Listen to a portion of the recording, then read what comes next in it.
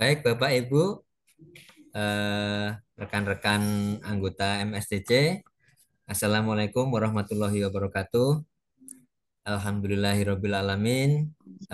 Pada siang hari ini kita bisa kembali bertemu belajar secara daring di kelas MSTC, dan kita kembali belajar tentang pengadaan barang dan jasa yang pada siang hari ini kita akan belajar lebih jauh ya tentang katalog versi 6, tentunya tentang pembayaran di e-purchasing katalog versi 6 oleh narasumber kita dari pemerintah Kabupaten Kelungkung Bali, Ibu Ida Ayu Kurnia Dewi, dan beliau sudah sering screen materi di layar. Semoga apa nanti yang beliau sampaikan bisa menambah pengetahuan kita dan menambah keahlian kita khususnya tentang katalog versi 6. Dan juga terima kasih kepada Bapak Muji Santosa yang kembali memberikan kesempatan kepada saya untuk memoderatori acara daring pada siang hari ini agar kita bisa dimudahkan dan dilancarkan dalam mengikuti acara pada hari ini. Marilah kita berdoa sesuai dengan agamanya masing-masing. Berdoa dipersilahkan.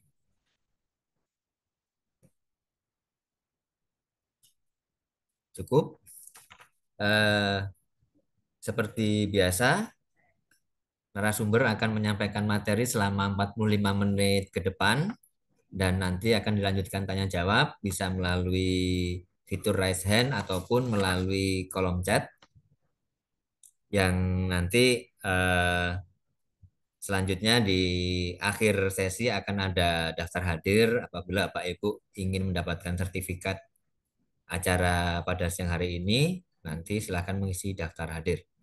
Baik Bapak Ibu, selanjutnya kepada Ibu Ida Ayu Kurnia Dewi dipersilahkan.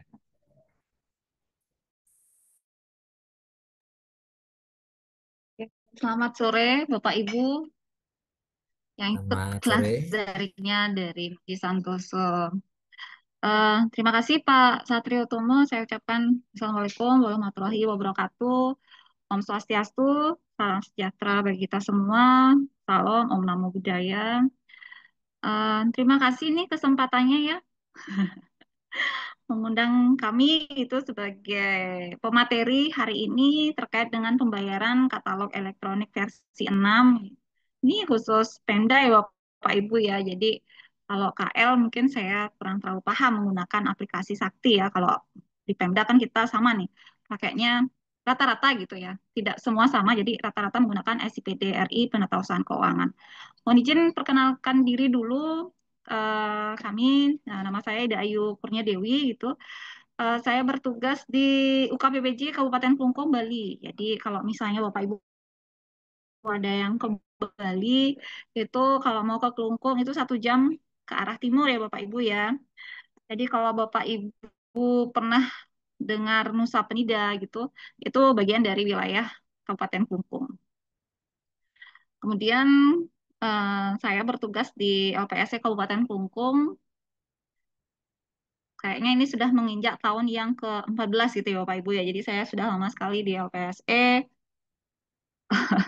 sama lumutan gitu ya mungkin ya. Jadi em, hari ini kami akan menjelaskan terkait dengan materi pembayaran katalog elektronik versi 6. Jadi Bapak Ibu kalau di Kabupaten Kelungkung itu kami sudah menggunakan gitu ya, menggunakan katalog versi 6 itu sejak Februari 2025 gitu ya Bapak Ibu. Jadi kita pertama kali live testing LS itu Kabupaten Kelungkung yang coba pertama. Jadi LS kita waktu itu berhasil gitu ya, karena UP sudah diuji cobakan di teman-teman di LPSE Provinsi Bali waktu itu di UKPPJ Provinsi Bali, sehingga untuk LS ini yang belum ada yang ngetes gitu. Jadi kami Kelungkung berinisiatif untuk mengambil yang pertama. Jadi waktu itu kita sukses melakukan pembayaran dengan LS kode bayar. Jadi sampai hari ini Bapak Ibu kalau kita bisa lihat gitu ya. Di Kelungkung itu hampir semua gitu pembayaran di dalam sistem gitu ya. Eh, Atas monitor kami gitu baru 14 paket yang dinyatakan pembayarannya di luar sistem. Itu pun karena di awal-awal gitu ya masa-masa transisi itu memang ada beberapa bendahara gitu ya yang lupa gitu lah caranya bahwa kalau misalnya belanjanya di katalog versi 6 itu menggunakan kode bayar. Ada yang sudah klik generate kode bayar tapi yang diinput tetap rekening penyedianya. Nah, contohnya seperti itu sehingga ada beberapa paket yang pembayarannya di luar sistem. Kemudian untuk BLUD sendiri sudah 2 bulan ini gitu ya, sudah 2 bulan ini pembayarannya juga melalui sistem. Jadi sudah sukses diuji cobakan juga. Jadi hampir semua sih rata-rata kita pembayarannya sekarang dalam sistem. Oke, kita lanjut. Saya mulai dulu pemaparan ya Bapak Ibu ya. Nanti kalau saya cepat-cepat gitu, Bapak Ibu mungkin bisa kasih isyarat ya Bapak Ibu ya. Mungkin tuh terlalu cepat nih disampaikan gitu. Oke, kita lanjut aja. Ini Ya, kan macet sudah nanti biasa Bapak mungkin Ibu ya, ya. Bu ya. Ya, Iya, saya ya. takutnya saya kalau ngomong cepat soalnya Pak, takutnya wah kecepatan gitu. Ya, lanjut aja, Gung. Bapak Ibu di katalog versi 6 Bapak Ibu ya. Mungkin ini paparan ini udah biasa ya. Ini paparan sebenarnya ini adalah paparannya KKPP dan Telkom ketika sosialisasi gitu ya. Sosialisasi pembayaran Pemda itu tanggal 28 Desember 2024 lalu gitu. Jadi di katalog versi 6 ini itu ada terbaru gitu. Jadi ya di sini ada nantinya gitu di katalog dan toko online ini berfungsi dalam satu platform e-purchasing. Ya, ini penjelasannya udah biasa dijelaskan Pak Direktur ini. Artinya di dalamnya nanti ya manajemen produk pada platform berdasarkan kategori gitu ya dan koleksi bersifat terpusat dan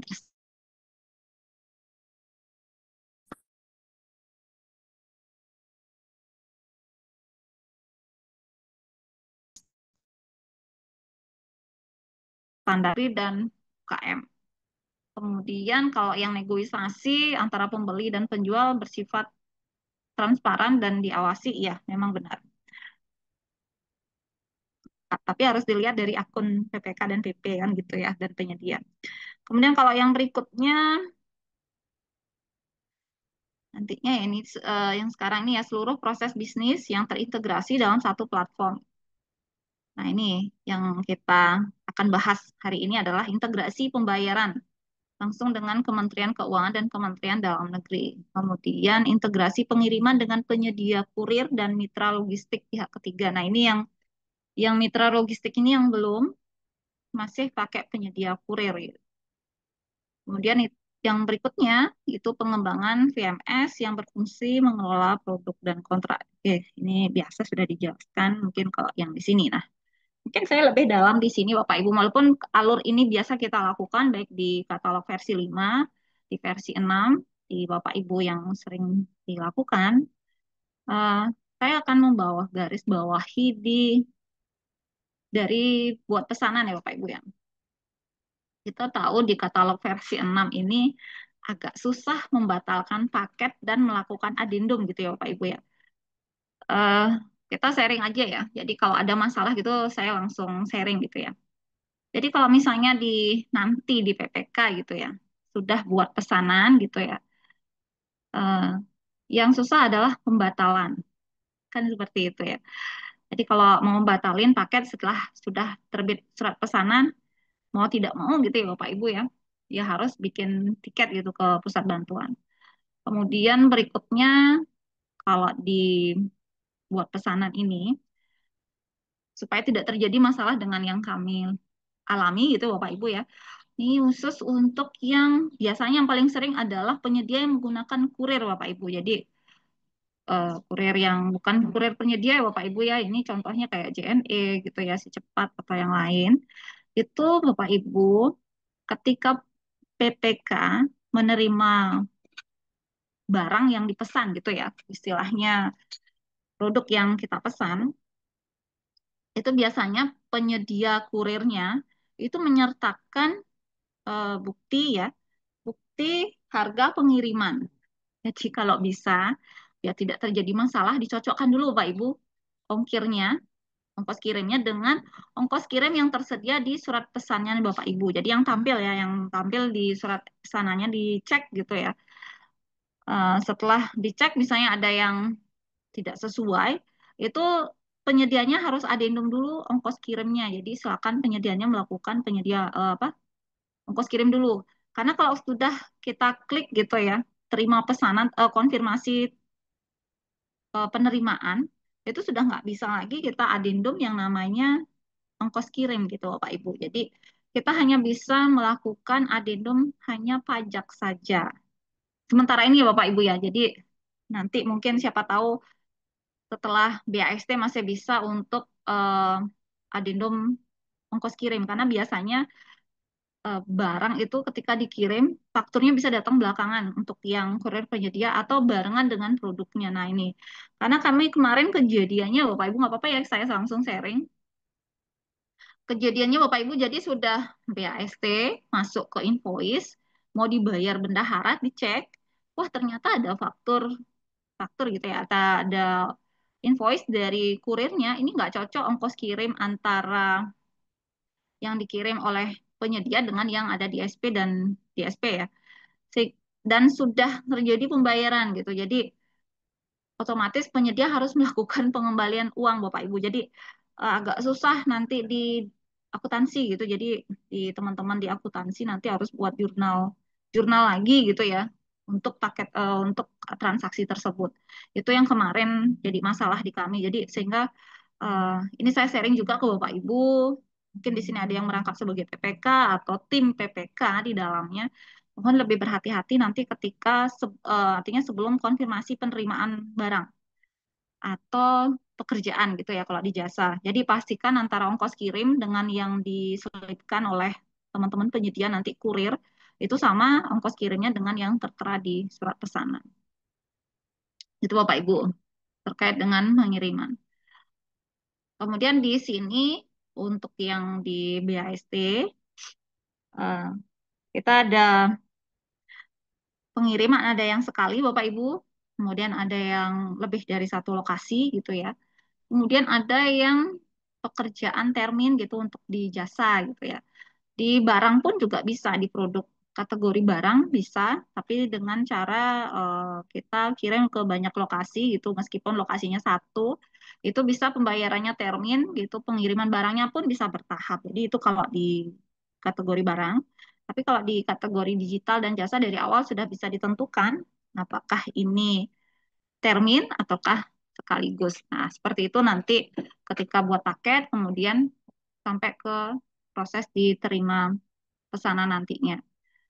Jadi harus hati-hati kalau yang membuat paket dengan pembayaran termin. Kadang penyedia itu melakukan gitu ya, mengirimkan progres pekerjaannya harusnya untuk 2 bulan dia sekaligus diminta gitu ya. Sekaligus progres pekerjaannya dilakukan 100% padahal harusnya 50-50. Nah, itu dicek lagi gitu ya.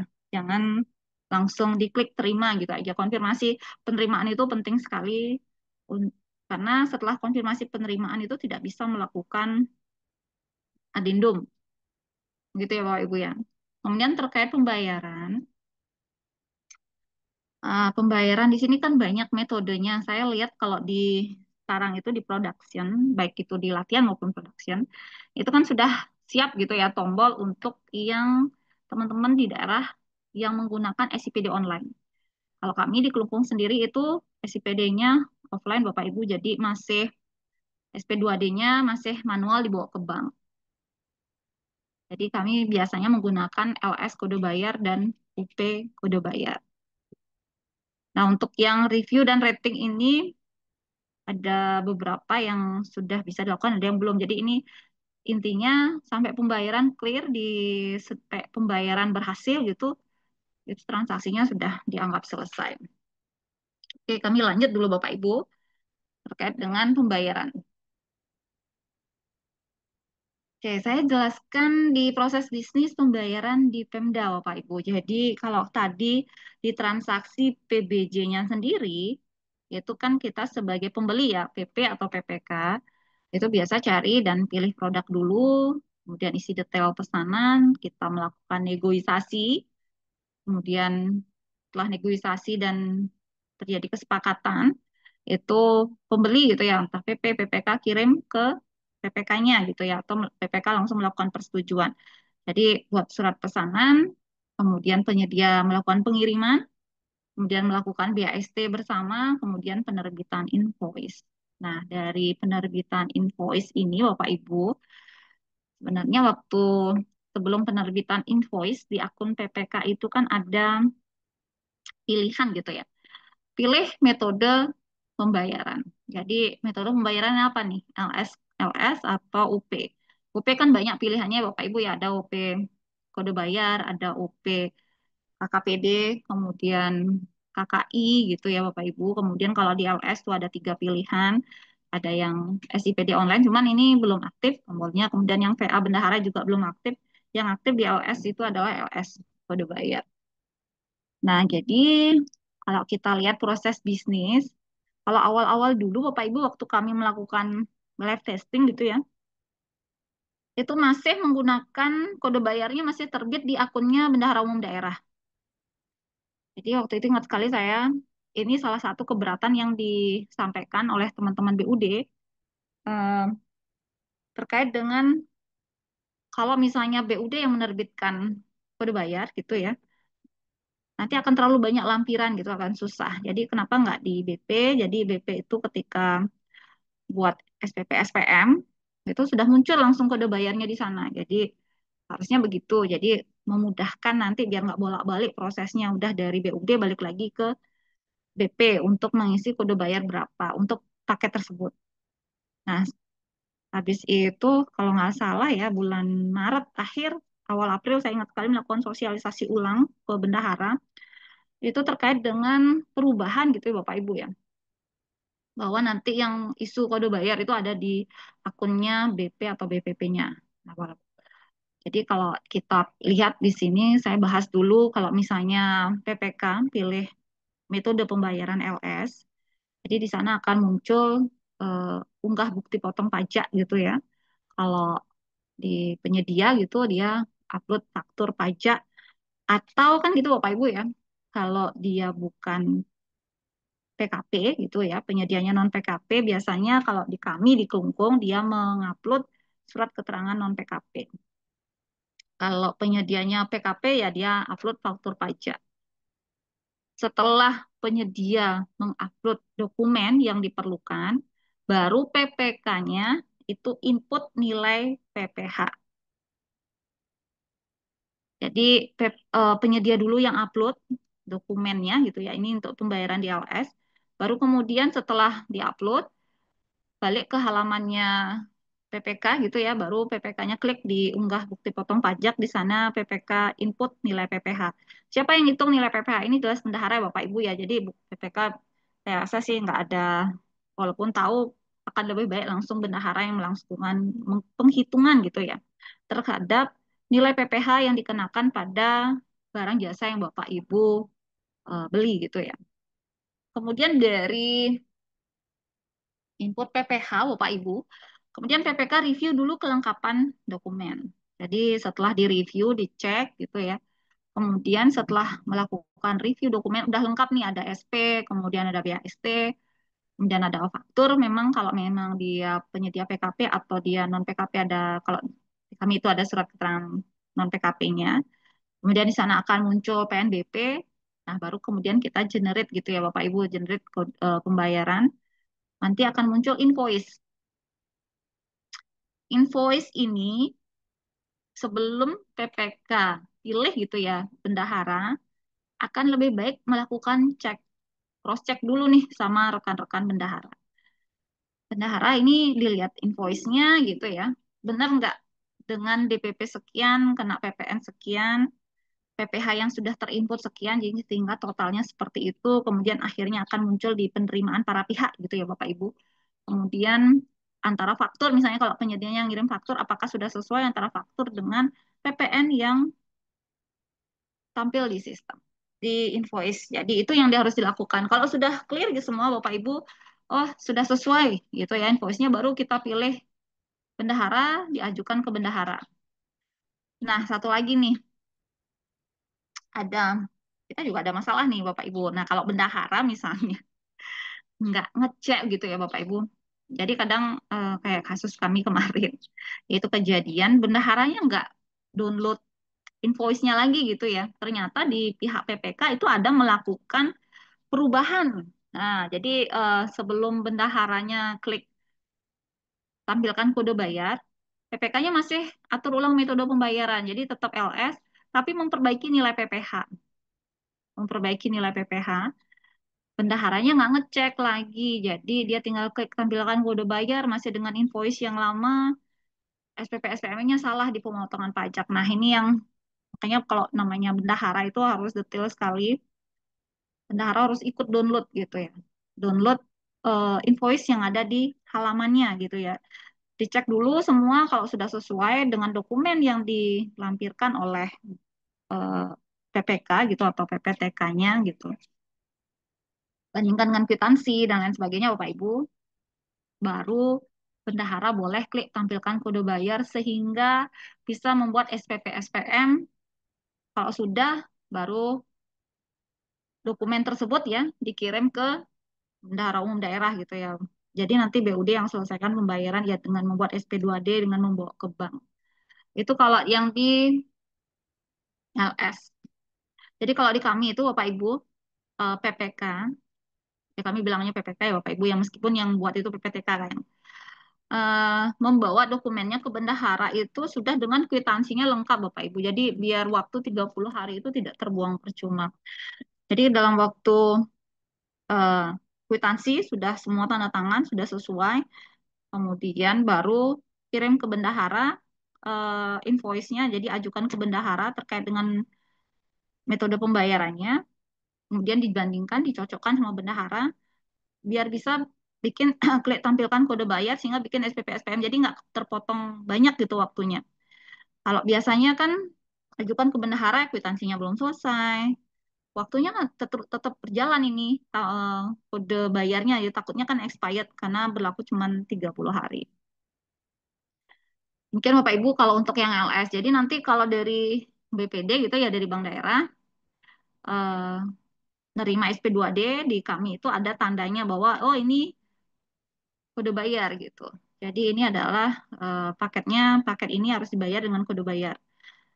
Karena ada penandanya di SIPD, juga kami ada lampirannya gitu bahwa ini paket pembayarannya lewat kode bayar Telkom.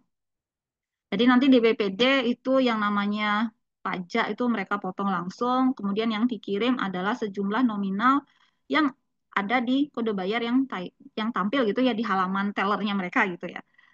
Nah, nanti Telkom yang akan split gitu penyediaannya terima berapa, kalau ada PNBP berapa, disbursementnya berapa gitu ya. Kalau namanya MDR gitu ya, itu berapa.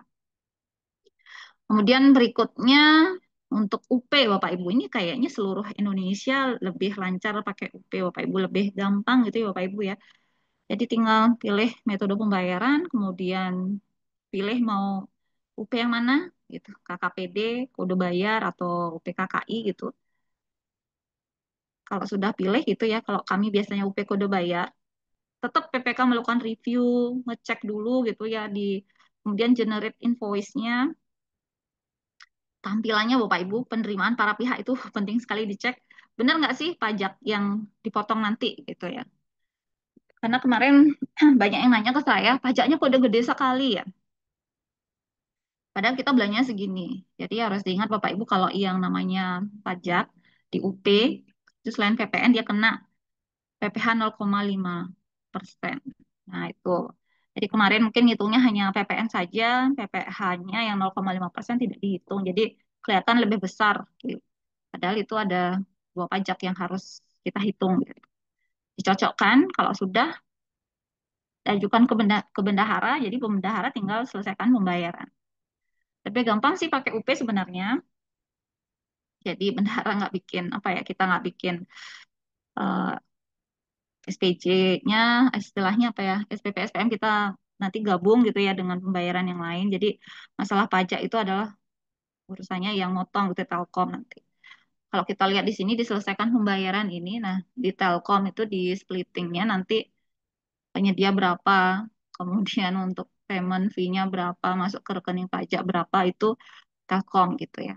Kalau misalnya yang LS beda, pajaknya banknya hanya bank daerah tuh hanya ngirim ke VNet itu, nanti dari VNet itu splitting lagi penyedia berapa, kena cas berapa. Itu aja yang biasanya dilakukan.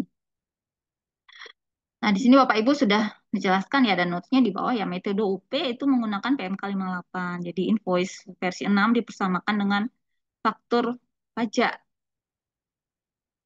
Kemudian metode LS itu menggunakan PMK 59. Jadi penyedia menerbitkan upload faktur pajak. Kalau PPK upload bupot. Kita nggak upload bupot Bapak Ibu, kita hanya ngisi nilai PPh saja. Karena biasanya kan bendahara kita buat billing.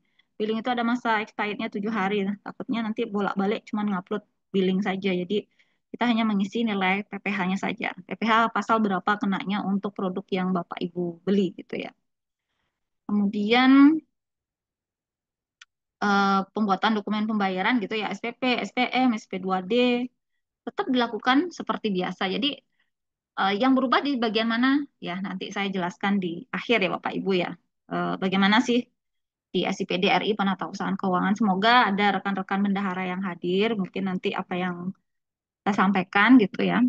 Oh, ada bayangan sedikit gitu ya. Oh, ini maksudnya seperti ini gitu. Oke, kita lanjut.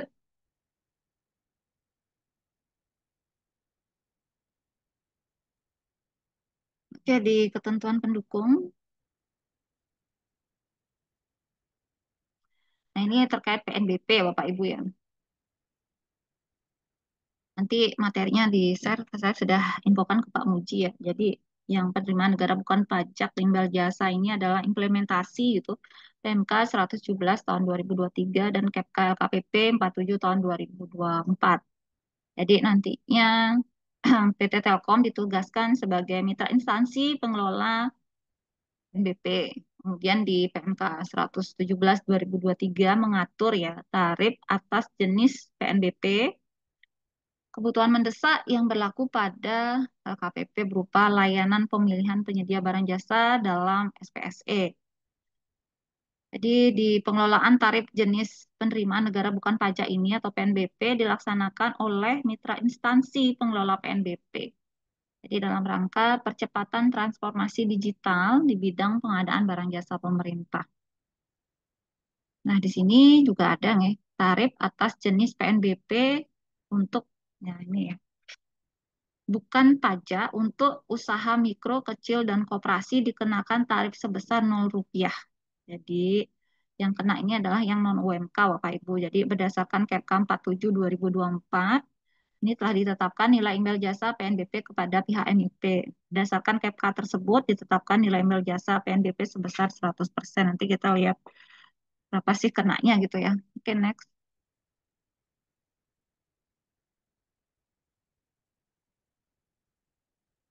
Nah, di sini dulu Bapak Ibu. Jadi pihak yang terlibat gitu ya pada pembayaran pengadaan barang jasa pemerintah pada katalog versi 6.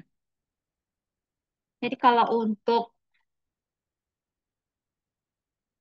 di kewenangannya ya gitu ya Bapak Ibu ya. Kalau PA ya dia pemegang kewenangan pengguna anggaran. Kemudian kalau KPA itu melaksanakan sebagian kewenangan PA. Nah ini PPK ya Bapak Ibu ya melaksanakan e-purchasing untuk nilai di atas 200 juta. Jadi untuk khusus untuk Provinsi Papua untuk nilai di atas 1 miliar. Kemudian PP itu melaksanakan e-purchasing di atas 200 juta, di bawah 200 juta ya, sampai dengan 200 juta. Jadi khusus untuk Provinsi Papua itu untuk nilai sampai dengan 1 miliar. Nah, di sini BUD ya Bapak Ibu ya, Bendahara Umum Daerah atau kuasa BUD nantinya itu melaksanakan pembayaran mekanisme LS. Jadi kemarin itu banyak yang nanya gitu, kalau misalnya kode bayarnya di BP, di Bendahara Pengeluaran, padahal yang melakukan pembayaran adalah BUD. Iya, memang benar. di BP itu hanya menampilkan kode bayar untuk mempermudah gitu ya Bapak Ibu ya, penginputan kode bayar pada saat kita membuat SPP SPM. Jadi nanti di BUD udah tahu nih karena kita sudah ada istilahnya penanda gitu, oh ini paket versi 6 pasti pembayaran kode bayar. Seperti itu Bapak Ibu. Jadi memang yang melakukan mekanisme LS adalah rekan-rekan kita di Bendahara Umum Daerah. Kemudian untuk Bendahara Pengeluaran itu pembayaran mekanisme UP melalui kode pembayaran. Kemudian yang pemegang KKP melaksanakan pembayaran mekanisme UP melalui kartu kredit. Kalau di kami hampir semua PPTK gitu ya memegang gitu KKP, hanya saja belum bisa gitu ya untuk melakukan pembayaran melalui katalog versi 6. Jadi KKPD-nya tidak digunakan untuk pembayaran katalog versi 6 maupun di toko daring gitu ya karena potongannya besar sekali Bapak Ibu. Kalau kita lihat kan nanti di belakang itu juga ada nanti sekitar 2,26% gitu ya. Kemudian kalau MIP sendiri itu mendukung mekanisme pembayaran melalui payment gateway dan bekerja sama ya dengan PG untuk melaksanakan proses pembayaran. Kemudian untuk pengelolaan PNBP itu dilakukan oleh MIP, kemudian mewakili LKPP dalam penagihan biaya jasa sistem pembayaran. Nah, kalau di metode pembayaran UP yang terlibat gitu ya Bapak Ibu ya, PA-KPA, ya kalau misalnya tanda tangan SPP SPM ya, kemudian ada PPK, di sini PPTK juga ada ya untuk menyiapkan dokumennya. Biasanya kalau kami di sini PPTK-nya menyiapkan, kemudian ada bendahara pengeluaran atau bendahara pengeluaran pembantu, kemudian pemegang kartu kredit, kemudian ada MIP, kemudian pihak lain yang diberikan kewenangan sesuai dengan ketentuan yang berlaku. Nah, kalau di LS sendiri, Bapak Ibu, PA-KPA, kemudian ada PPK atau PPTK-nya nanti, kemudian ada BUD atau KBUD, kemudian ada MIP, dan yang terakhir pihak lainnya yang diberikan kewenangan sesuai dengan ketentuan yang berlaku. Nah, di sini ini kan catatan dari LKPP dan Telkom ya. Kalau tidak terdapat PPK pada Pemda, PA-KPA dapat merangkap sebagai PPK gitu ya. PA-KPA dapat menugaskan PPTK untuk melaksanakan tugas sebagai PPK. Kalau di kami sendiri, di Klungkung, PPK-nya adalah Bapak Ibu di Eselon 2. Tuh, jadi PA merangkap PPK kami di yang paling atas. Jadi PA-KPA dapat merangkap sebagai PPK. Jadi Bapak Ibu di Eselon 2 yang semuanya itu menjadi PPK kalau di tempat kami. Oke, kita lanjut.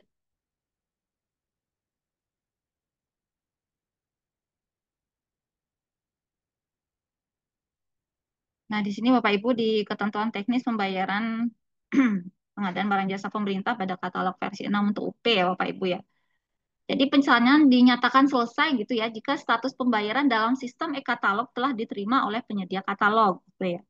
Jadi penerima hak pada pembayaran UP ada penyedia katalog elektronik, kemudian jasa pengiriman pihak ketiga ini kalau ada kurir gitu Bapak Ibu ya. Kemudian MIP dalam rangka imbal jasa PNBP, kemudian kas negara yang terkait pajak, penyelenggara jasa sistem pembayaran atau pihak lainnya.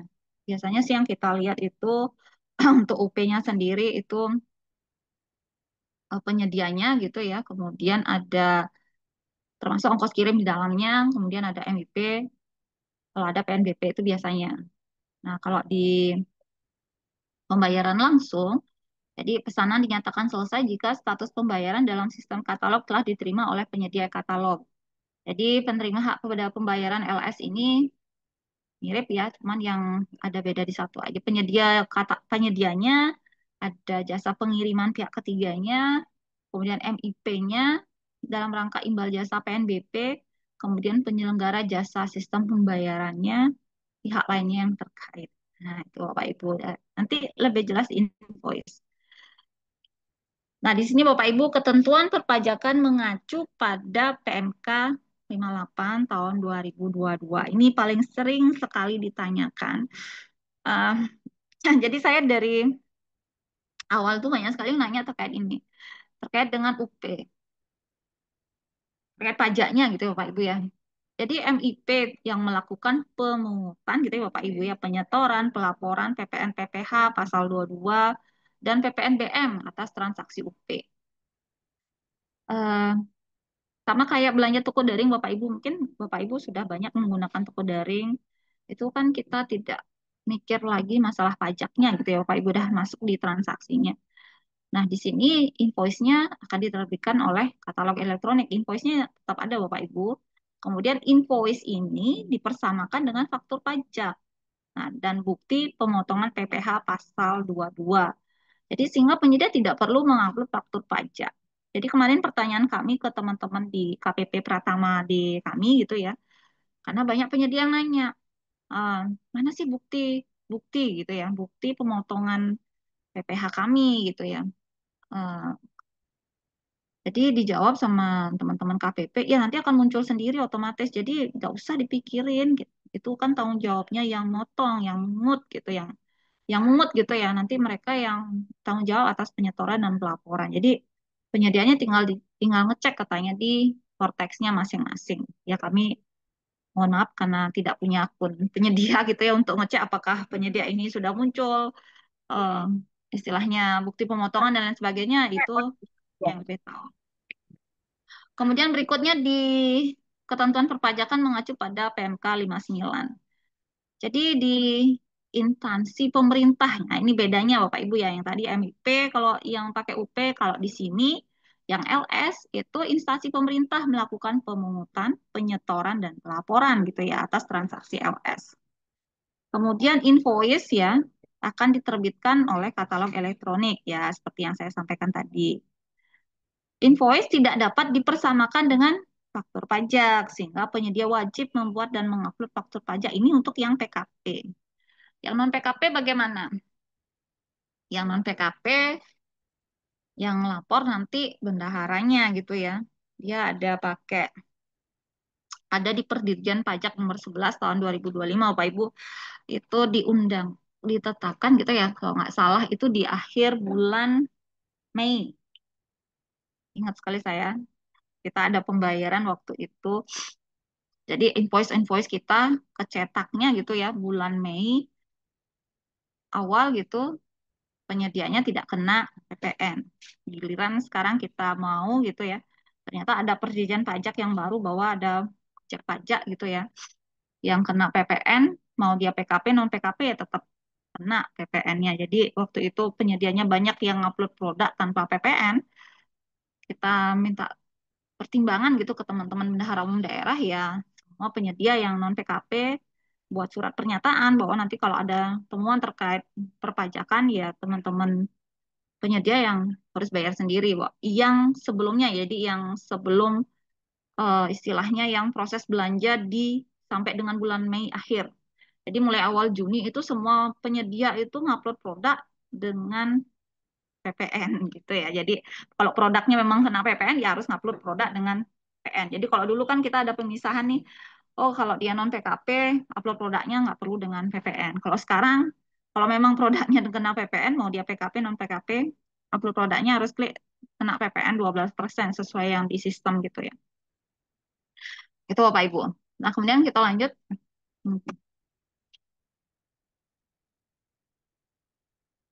Di sini ada ketentuan teknis pembayaran gitu ya. Pak Ibu pada katalog versi 6.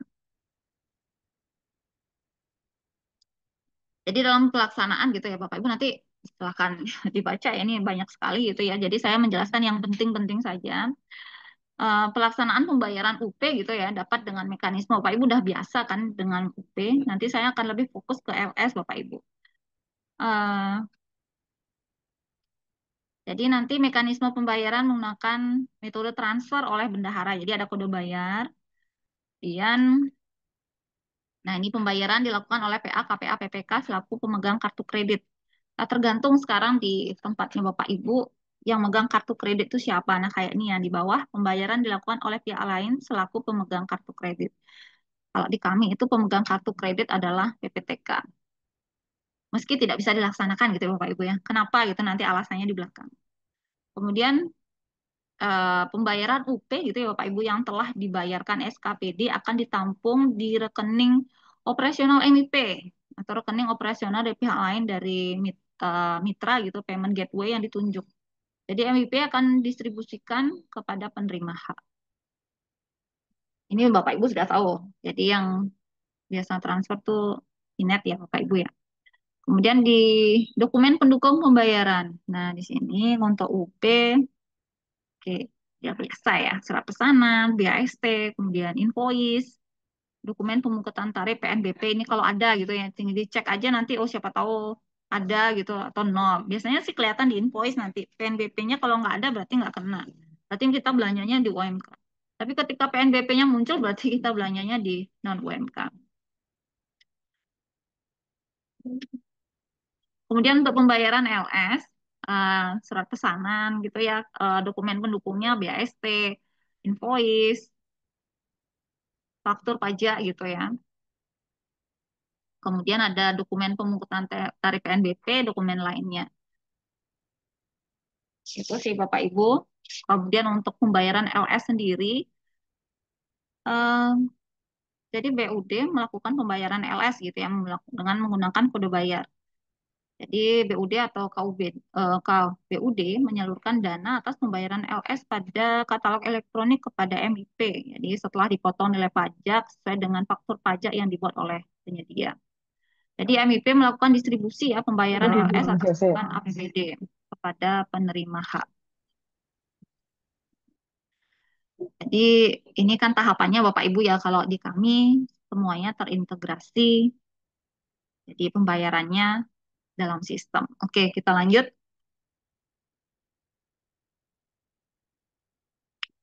Nah, di sini Bapak Ibu mungkin dasar hukum tadi sudah dijelaskan ya, di sini cuman di highlight aja gitu biar Bapak Ibu tadi tulisannya kecil-kecil gitu ya, ini diperbesar gitu istilahnya. Jadi nanti di UP gitu dia menggunakan mengacu gitu ya, mengacu pada PMK nomor 58. Kemudian kalau LS dia mengacu pada PMK nomor 59 di mana yang mungut setor lapor itu beda gitu ya. Kalau di UP ya dilakukan oleh eh, platformnya gitu, dalam hal ini adalah Telkom sebagai mitra instansi pengelola. Kemudian kalau di LS ini dilakukan oleh instansi pemerintah gitu atau satkernya. Kemudian kalau di UP sendiri invoice itu dipersamakan dengan faktur pajak. Kalau di LS itu penyedia perlu mengupload faktur pajak gitu ya. Dan bukti potong atas PPh. Kalau kami sih belum belum melakukan itu, jadi masih berupa billing. Oke, lanjut.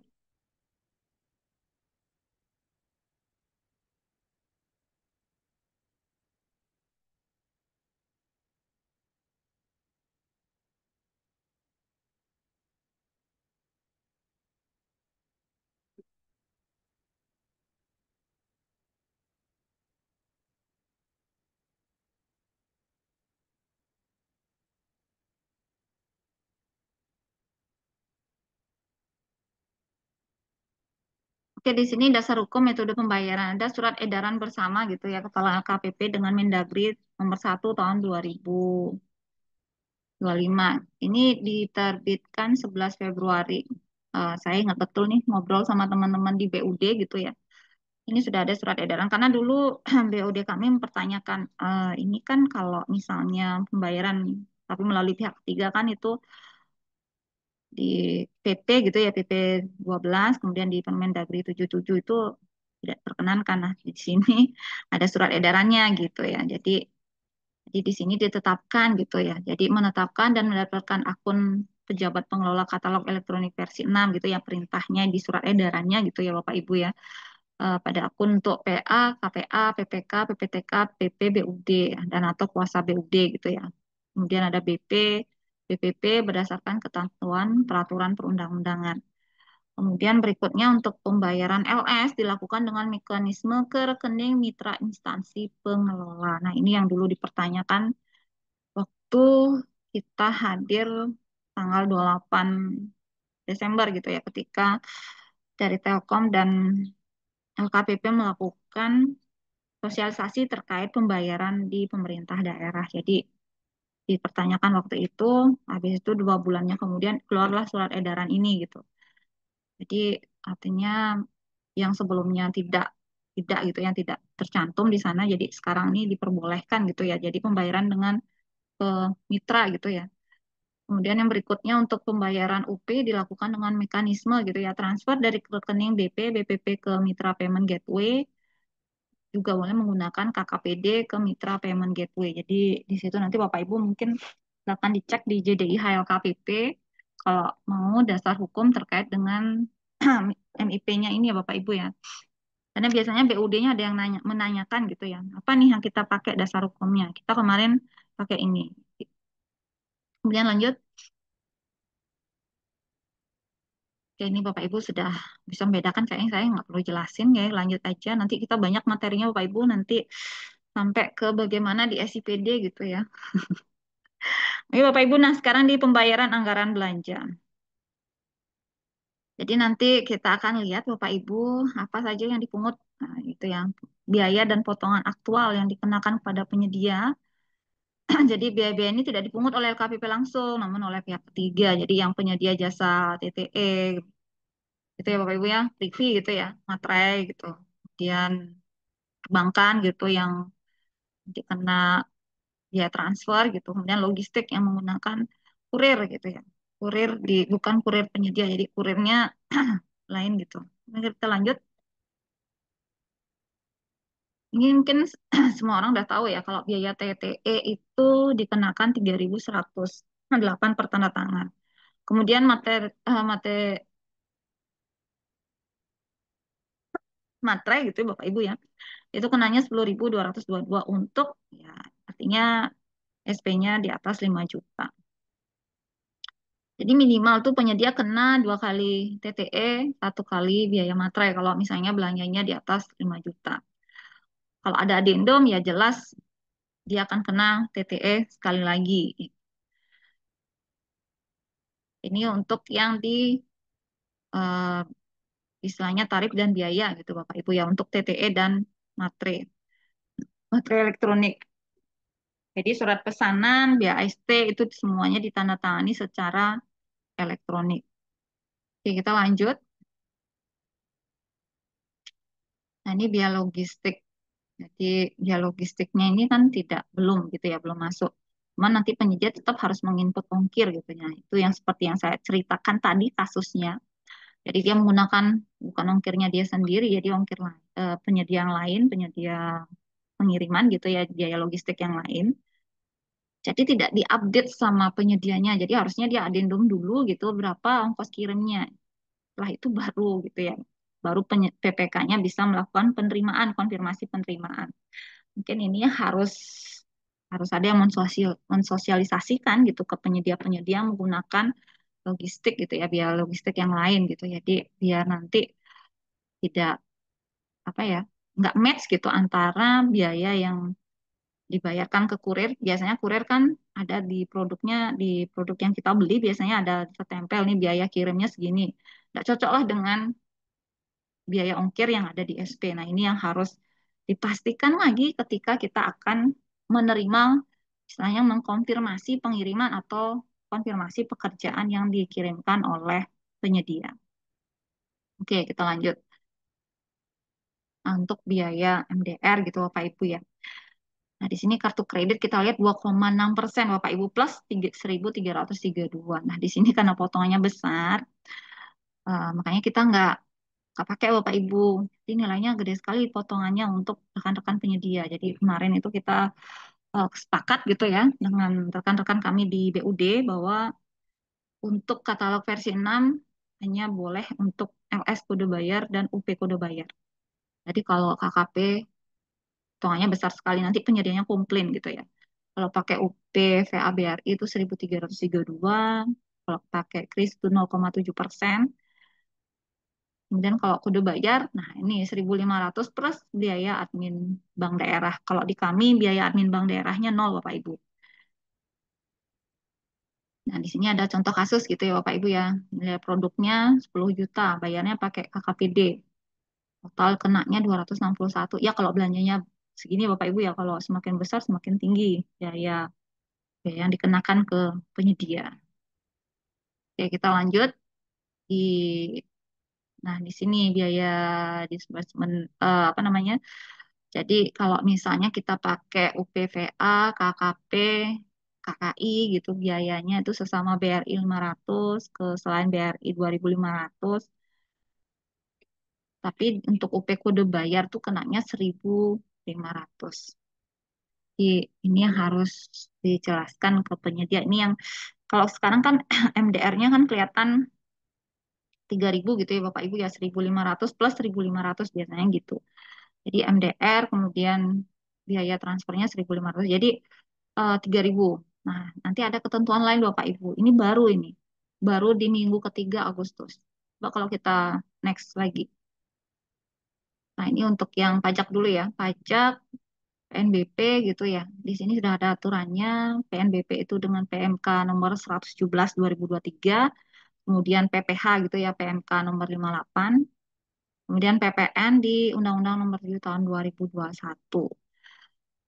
Tambah lagi satu kalau di kami Perdirjen Pajak nomor 11 tahun 2025. Oke, lanjut lagi. Untuk PNBP ya, Bapak Ibu mungkin udah biasa ini membaca gitu ya. Ini ada di semua, artinya penjelasan Pak Direktur juga sama. Jadi kalau misalnya PNBP gitu, kalau sampai dengan 200 juta gitu ya. Jadi dia pengenaannya 0,4%, nah 0,40%, jadi tarif maksimumnya 600.000. Kemudian kalau di atas 200 juta sampai dengan 1 miliar, itu kenanya 0,30% maksimum gitu ya, tarifnya 2 juta. Kemudian kalau di atas 1 juta sampai dengan 1 juta, 1 miliar gitu ya, sampai dengan 5 miliar, itu tarifnya 0,20% dari nilai kontrak gitu ya, dengan tarif maksimumnya 5 juta. Kemudian di atas 5 miliar gitu ya, sampai dengan 50, itu per kontrak pengadaan ya Bapak Ibu, itu tarifnya 0,10%. Maksimumnya 25 juta pengenaan tarifnya. Kemudian kalau di atas 50 miliar per kontrak pengadaan, itu tarifnya 0,05%. Jadi tarif maksimumnya ada di 200 juta. Oke, kita lanjut lagi.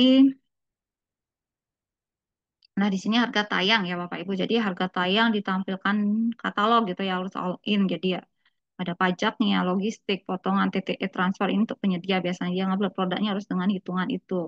Kemudian penyedia juga harus update harga secara berkala. Jadi di sini juga melalui sistem agar tidak rugi saat kondisi biaya berubah. Jadi kita biasanya gunakan simulasi harga sebelum unggah produk. Jadi eh, biar tahu nih sebenarnya produknya nanti harganya berapa. Ini untuk penyedia sih biasanya. Satu lagi yang Bapak Ibu nanti sampaikan ke penyedia jangan delete-delete produk. Kalau di kami kemarin delete produk Bapak Ibu. Jadi proses transaksi sedang berlangsung, jadi sudah surat pesanan, penyedianya delete produknya gitu, dipindahkan ke kategori yang lain. Ketika mau ngirim produk nggak bisa Bapak Ibu, tombol kirimnya nggak muncul-muncul. Nggak muncul Bapak Ibu tombol kirimnya. Ya, apa yang mau dikirim orang produknya nggak ada gitu ya, produknya di delete gitu ya. Makanya wanti-wanti sekarang ke penyedia tuh jangan delete-delete produk gitu. Jadi biar ya tidak ada terjadi permasalahan berikutnya gitu. Jadi kemarin tuh terpaksa paketnya dibatalkan. Ngulang lagi kami buat paket di penyedianya upload produk di kategori yang sama lagi, gitu. Ngulang lagi dari awal. Itu salah satu solusi jadinya Bapak Ibu. Karena solusi yang diberikan kan ya sudah nggak usah ada pengiriman, pembayaran luar sistem lah. Nanti bagaimana menyelesaikan paket pembayaran di luar sistem kalau misalnya BAST tidak ada, invoice tidak ada. Nah, itu Bapak Ibu. Jadi kayak kadang-kadang solusinya agak kontras gitu dengan pelaksanaan nanti ketika pembayaran. Jadi makanya lebih baik paketnya kami batalkan, My PPJ paketnya dibatalkan, kita ngulang lagi gitu ya. Belanjanya prosesnya hmm, ngulang lagi. Ini boleh langsung tanya jawab atau nanti ya? Gimana Pak? Saya belum pernah ikut. Saya ini undangan kedua ya. Diselesaikan Saya dulu materinya. ya Ya, siap. G. nanti ini kurang 6 menit lagi, 6 menit lagi. Ya. Wah, saya harus ngebut nih. Ayo next lagi. Nah, ini Bapak Ibu yang baru ya. Ini berlaku mulai minggu ketiga di Agustus. Jadi biaya penggunaan payment gateway gitu Bapak Ibu ya 1.110. Jadi biaya transfer BI pasnya. Untuk rekening penerima BRI itu kena 500 gitu ya. Ini cas nanti Bapak Ibu ke penyedia, kemudian rekening penerima selain BRI itu kena 2.500. Nah, untuk UP kode bayar dan LS kode bayar. Nah, ini yang kemarin kami dipermasalahkan oleh rekan-rekan kami. Jadi ada biaya transfer, itu BI Fast-nya kena 1.500. Jadi jika BI Fast-nya terkendala, beralih ke Airtol gitu ya, kena 6.500. Nah, jika pencairannya di atas 100 juta, Bapak Ibu, dan BI Fast atau Airtol-nya terkendala, dialihkan ke RTGS gitu, dia kenanya 26.500. Jadi nanti Bapak Ibu di invoice yang baru tidak akan ada nilai MDR Bapak Ibu. Tidak ada nilai MDR-nya nanti. Jadi cuman hanya penerimaan para pihak gitu saja.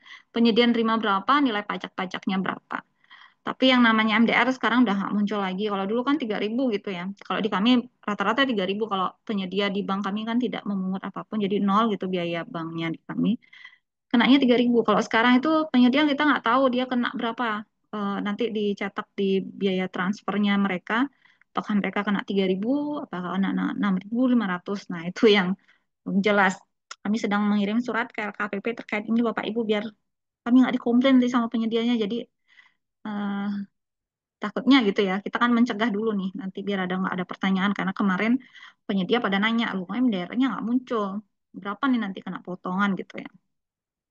Ini yang baru Bapak Ibu di Minggu 3 Agustus. Oke, kita lanjut. Udah selesai? Oke, ini mungkin saya nggak usah ini kan ya. Lanjut ke ini aja, ke slide berikutnya. Ini yang paling penting. Jadi Bapak Ibu mungkin di bendahara nanti, kalau yang hadir ada bendahara mungkin akan kita jelaskan sedikit. Jadi itu ya. eh, Terkait dengan bagaimana pembayaran katalog versi 6 di menggunakan SIPDRI Penata Usahaan Keuangan. Jadi lanjut dulu, harus cepat-cepat nih. Jadi di SIPDRI Penata Usahaan Keuangan ini untuk pembayaran LS ya Bapak Ibu, kemudian syaratnya lagi karena kami menjelaskan sesuai dengan pengalaman kami gitu ya. Jadi SIPDRI Penata Usahaan Keuangannya offline Bapak Ibu. Jadi yang SP2D-nya, jadi SP2D-nya ini dibawa ke bank gitu ya contohnya. Kemudian BLUD. Jadi nanti kalau BLUD sendiri itu transfer dari akun bank daerahnya bendahara Bapak Ibu bendahara. Kalau di BLUD kan biasanya ada rumah sakit gitu yang megang BLUD ya, puskesmas gitu. Saya kurang tahu apakah dinas kesehatan megang karena di tempat kami tidak pegang gitu ya, tidak pegang untuk BLUD lagi karena sudah di puskesmas dan rumah sakit. Jadi biaya caranya tuh sama seperti transfer UP sebenarnya. Jadi transfer dari akun bank daerahnya bendahara pada bank seperti pembayaran UP. Kemudian mereka langsung bayar pajak-pajaknya langsung. Jadi seperti pembayaran biasanya hanya saja yang diinput pembayarannya adalah pembayaran Telkom, bukan pembayaran nomor rekening penyedia. Jadi pembayaran Telkom dengan input nanti kode bayar berapa. Nah, seperti itu. Nah, kita lanjut dulu. Nah, ini pembuatan SPP SPM dengan nomor rekening penampungan. Kalau di kami di Kelungkung, itu BUD itu membuat ada namanya dikasih sama teman-teman bank daerah gitu nomor rekening gitu, nomor rekening penampungan walaupun tidak akan ditransfer ke sana uangnya, hanya nomor rekening untuk menggantikan nomor rekening penyedia. Jadi di data rekanan itu biasa Bapak Ibu ngisinya ya kalau ini perorangan gitu ya non ASN, kemudian informasi umum biasa diisi, nama lengkapnya ini yang diisi terlampir. Kita ada lampirannya gitu ya. Kemudian nama usaha jasa lainnya itu diisi barang jasa, nomor teleponnya disesuaikan dengan nomor telepon penyedia gitu ya, alamat, NIK, NPWP. Nah, di informasi rekening ini yang dikasih adalah nomor oleh BPD gitu, bank daerah kami. Kemudian nama pemilik rekeningnya kita buatnya terlampir karena kita mau bayarnya lampiran. Kemudian nama banknya silakan Bapak Ibu tinggal pilih BPD mana gitu ya. Ini kan contoh BPD Bali. Kemudian cabangnya cabang mana silakan Bapak Ibu pilih juga di sana gitu ya. Sesuai dengan yang tayang di SIPD RI-nya Bendahara. Kemudian lanjut berikutnya. Nah, ini tampilan di SIPD. Jadi ini biasa ya. Ini ketika membuat SPP oleh bendahara, BP atau BPP, itu kan kita masuk ke daftar rekanan dulu. Kuncinya ada di daftar rekanan Bapak Ibu bendahara. Jadi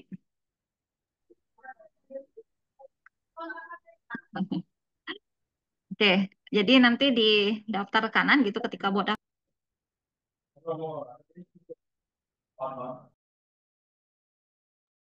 Jadi eh, di daftar kanan gitu ya Bapak Ibu ya. Jadi akan muncul nanti silakan pilih non PNS gitu. Kemudian akan lanjut lagi ke bawah, next. Mungkin nggak kelihatan ya, nanti Bapak Ibu silakan dibaca di filenya gitu ya. Ini karena kita screenshot dari akunnya Bendahara biar nggak ngomel bendaharanya. Jadi di informasi umum itu ini ada dua cara Bapak Ibu kalau di Kelungkung itu pakai dua cara, satu dengan nomor rekening penampungan, satu dengan langsung dengan kode bayarnya. Tapi semuanya ada terus ada lampiran. Nah di nama lengkap itu ditulis terlampir, kemudian di nama usaha jasa lainnya dibuat barang jasa, alamat diisi, nama kantor gitu ya. Eh, Kemudian di sini NIK gitu NPWP alamat itu biasa diisi dengan alamatnya penyedia. Kemudian di informasi rekening di berikutnya di halaman berikutnya. Nah, di sini nomor rekening penampungan gitu. Jadi Bapak Ibu silakan disesuaikan nanti mau ini kan sekedar contoh Bapak Ibu. Jadi kalau misalnya nanti bisa dimodifikasi di sana di masing-masing Pemdanya Bapak Ibu disilahkan gitu ya. Ini kan kalau saya akan Ah, menjelaskan Bu, secara pemerintah waktunya daerah sudah gitu. habis. Habis ya Pak? Ya, Iya, lanjut saja Pak materinya nanti. masih banyak Kalau nggak? sampai BLUD masih berapa slide lagi? Lagi berapa slide? Ya, Oke, 5 menit lagi nah mungkin ya. ya 5 menit lagi ya. Saya mau Ya, jelasin dikit. Oke lanjut ya, Gung ke silahkan. depan lagi. Nah di sini Bapak Ibu yang tadi yang kode bayar. Di kode bayar, kalau ada yang hadir bendahara mungkin ya, bagusnya sih gitu. Jadi di daftar rekeningnya itu dibuat, jadi nomor di informasi rekeningnya itu adalah nomor rekeningnya kode bayarnya gitu ya Bapak Ibu. Kemudian nama pemilik rekeningnya itu nama penyedianya. Terus ada garis miring, ada tulisan kode bayar. Jadi yang bank gitu, BUD dan bank akan tahu, oh ini pemilik rekeningnya ada, terus ada slash kode bayar. Berarti nanti harus lihat lampiran. Karena kami ada lampiran di sini. Jadi kemudian di berikutnya, lampiran gitu ya. Lanjut, Gung. Nah ini contoh lampiran Bapak Ibu. Jadi inilah yang dilampirkan ke bank. Jadi di SPP SPM tadi udah jelas bahwa ini adalah untuk rekanan kode bayar. Jadi kalau sudah tulisannya ada kode bayar, berarti bank akan lihat lampiran yang dilampirkan pada SPP SPM oleh bendahara.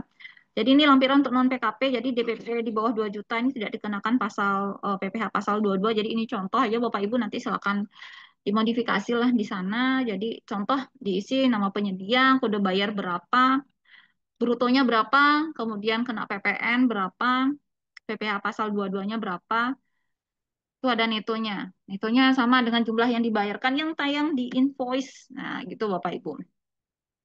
Ini lampiran untuk non PKP. Non PKP kena PPN, ya karena produknya memang kena PPN, jadi kena PPN.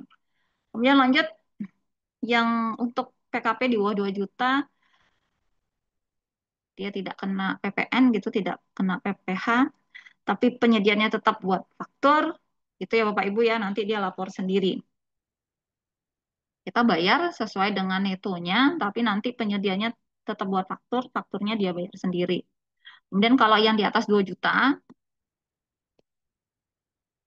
nah di sini ada PPN, ada PPh pasal 22 yang motong di bendahara, yang lapor, yang mungut gitu ya, mungut, lapor gitu bendaharanya.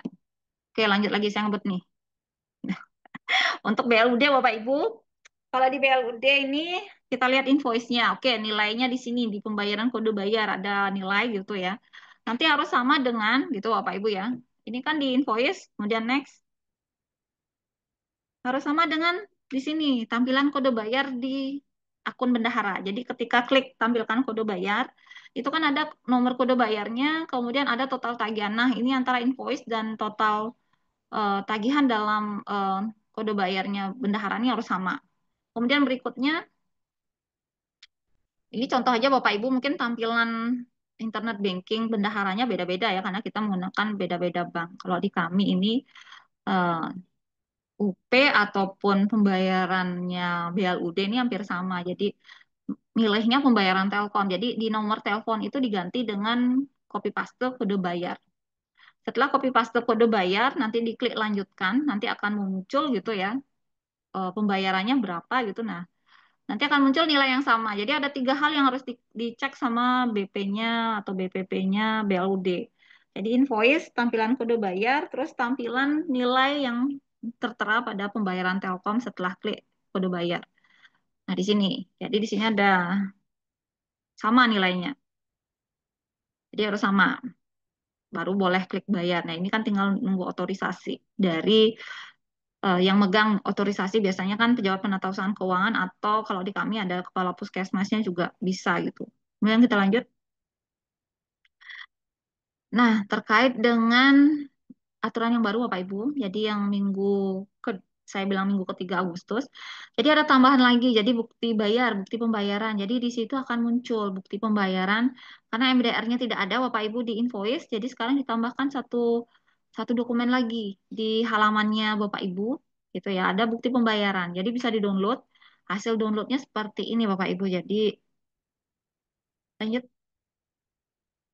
Nah, sepertinya Bapak Ibu bukti pembayaran tanggal berapa kita transfer, nomor surat pesanan berapa, bank tujuan transfernya kemana, nanti akan ada namanya gitu Bapak Ibu. Oke, lanjut. Nama penerimanya siapa, detail pembayarannya, nah seperti ini. Jadi MDR berapa, PNBP-nya kena berapa, biaya transfer berapa, total pembayaran diterima. Ini tampilan nanti di bukti pembayaran baik penyedia maupun di akunnya Bapak Ibu. Jadi transparan, jadi kelihatan yang diterima oleh penyedia pada akhirnya berapa gitu. Ini di bukti pembayaran. Oke, itu aja kayaknya. Silakan lanjutkan dengan ini ya. Guys, ada yang menanya kayaknya. Ya, kita udah udah ada 2 yang raise hand ini, Bu Iya, Bu Ida. Mei kayak yang pertama tadi Kita ya. lanjut ke tanya jawab ya. Ya, Dipersilahkan Ibu Mai BPBJ. Perkenalkan dari mana? Selamat sore, bukan ya? Izin. selamat Sore. sore Bu Mei. Iya, silakan Bu Mei. Eh, Mohon maaf saya tidak tampilkan video karena jaringannya sedang tidak stabil. Iya, enggak apa-apa Bu. Ya, saya dari Provinsi Kaltara. Siap. Eh, s- saya mau bertanya terkait ketentuan PPN dan PPh untuk penyedia non-PKP, Bu. Karena yang saya ketahui sebelum ada Peraturan Direktur Jenderal Pajak nomor per 11. 11 garis miring PJ 2025, penyedia non-PKP kan tidak dikenakan PPN. Mm-mm. Sehingga ketika input produk dia mencantumkan PPN, maka di sistem akan ada adendum PPN sehingga PPN-nya menjadi 0%. Betul. Nah, Mm-mm. kemudian pertanyaan saya, Mm-mm. bagaimana ketentuan terbaru mengenai PPN PPh bagi non-PKP setelah per 11 PJ 2025, setelah Mm-mm. peraturan Direktur Jenderal Pajak yang terbaru. Kemudian yang Ya. kedua, apakah sistem sudah menyesuaikan dan mengakomodir terkait aturan ini, Bu? Karena tadi ada barusan aja ada dari teman penyedia, ketika LS centangan untuk faktur pajaknya mati, tidak aktif gitu. Centangan untuk faktur pajak. Ya, yang dia non PKP kebetulan. Oh, Nah, kemudian yang ketiga, mohon maaf banyak nih pertanyaannya, Ibu. ya. Di kami kan masih pembayaran di luar sistem ya, Bu ya, khusus LS. Nah, Siap. bagaimana dengan dokumen pajak PPN? Apakah tetap dibuat oleh bendahara? Oke, mungkin itu saja Ibu. Terima kasih. Oke, saya jawab satu-satu dulu ya. Oke, Bu Mei, terima kasih pertanyaannya. Terkait PPN PPh untuk non PKP.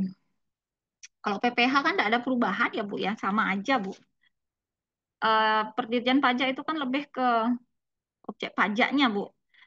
Jadi kalau memang barang jasa itu yang dalam pengadaan barang jasanya memang kena PPN, ya harus dipotong PPN-nya. tidak melihat dia PKP non PKP lagi. Jadi kalau misalnya seperti itu, Ibu, harusnya penyedianya sudah upload produk dengan PPN. Bu Mai, jadi gini, kalau saya sedikit cerita gitu ya, jadi membandingkan saja nanti silakan diterapkan di Kaltara nanti. Di kami itu kan yang baru kami terima per Dirjen Pajaknya itu tanggal 4 Juni, Bu. Jadi 4 Juni itu adalah batas kami gitu ya. Kami langsung sosialisasi ke penyedia bahwa penyedia non PKP, begitu ya Bu ya, upload produk sekarang dengan PPN. Kemudian kami pegang teman-teman PP yang belanja. Waktu itu yang belanja kan rata-rata pasti kalau di bawah 200 juta kan PP nih.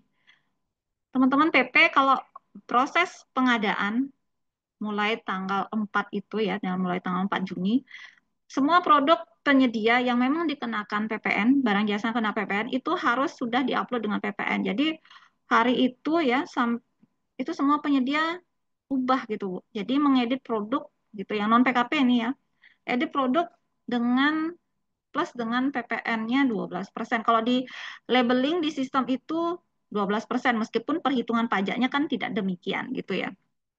Hanya labelingnya saja 12%.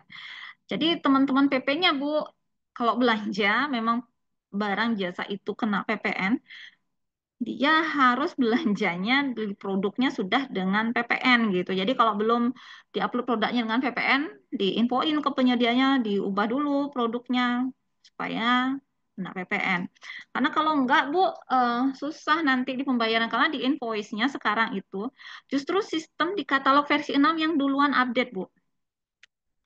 Kami itu ngehnya ketika ada eh, salah satu bendahara di kami gitu ya, komplain. Ini kan non PKP. Kemudian kan ada produk memang wajib penyedia non PKP itu waktu itu ngupload produk dengan 12% pajak. Biasanya kan kalau misalnya dia non PKP di sistem akan muncul untuk melakukan adendum ya terkait dengan pajaknya gitu jadi 0%. Ternyata di sistem lolos nih, nggak ada apa-apa gitu. PPN-nya tetap masuk ke non PKP. Nah, disitulah izin saya bertanya ke teman-teman waktu itu tanggal 4 Juni itu bertanya terkait dengan PPN. Ini ada aturan baru atau gimana? Saya cerita nih masalah di sini, kemudian diceritain, wah ada aturan baru. Saya dikirimlah per Dirjen Pajak itu. Jadi memang sistemnya duluan yang malahan sudah update, Bu. Di katalog versi 6 yang duluan update. Makanya kami juga baru tahu kalau enggak sistemnya seperti itu. Jadi sistemnya sudah mengakomodir Bu dari awal, dari bulan di akhir Mei itu dia udah mengakomodir bahwa memang yang namanya non PKP itu ya kena PPN. Tapi ketika ngupload produknya tanpa PPN, ya enggak ada potongan PPN-nya, Bu. Terus bagaimana menyikapi produk-produk yang sudah diupload di kami nih, Bu ya. Jadi kalau penyedia itu dulu di yang itu buat surat pernyataan. Jadi kalau kena ada ada temuan terkait PPN-nya ya di mereka harus bayar gitu. Tapi kalau di kami karena sudah selesai solve masalahnya di awal Juni itu sampai sekarang nggak ada masalah terkait penyedia non PKP tidak upload produk dengan PPN. Jadi semua upload produk dengan PPN dan sistem sudah mengakomodir. Kemudian untuk non PKP, centangan untuk faktur pajaknya disable. Memang Bu, karena dia kan nggak ngupload faktur. Dia cuma kalau di kami dia cuma ngupload surat keterangan non PKP aja. Itu aja sih Bu. Kalau memang dia centangan untuk fakturnya memang dia pasti disable karena dia non PKP. Memang dia nggak ngupload faktur Bu. Kalau non PKP. Kemudian pembayaran di luar sistem LS, PPN-nya bagaimana? Kalau LS kan udah nggak ngaruh ya Bu ya. Pembayaran luar sistem gitu ya. Kan nggak ngecek, cuma ngecek invoice. Jadi Bu dibikinnya kayak benar-benar kayak katalog versi 5 ya PPN-nya siapa yang motong, hitungannya seperti apa, seperti belanja katalog versi 5 berarti.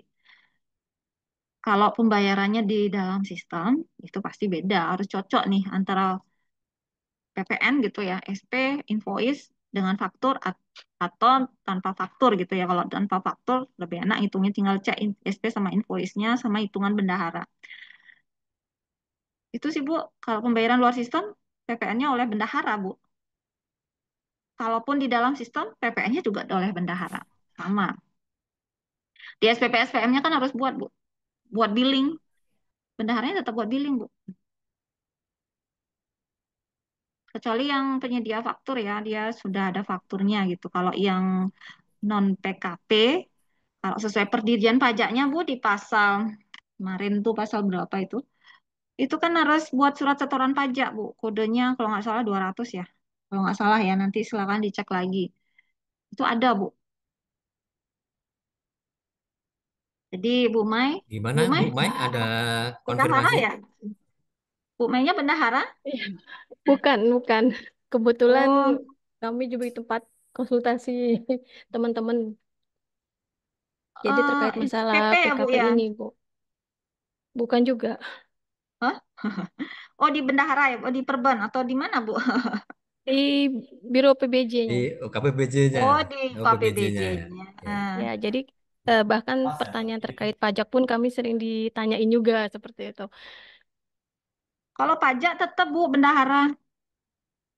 Oke, baik. Kecuali UP ya Bu ya. Kalau UP kan yang mungut gitu, lapor kan memang mitra instansi pengelola. Tapi NUP. kalau yang namanya LS bendahara Bu. Ya. Ya, PKP maupun non Oke, PKP. baik. G, Oke, baik jelas Ibu. G, sampun G, G. Ya. Ya, Kemudian Bapak terima kasih siapa? Bu Mai. G.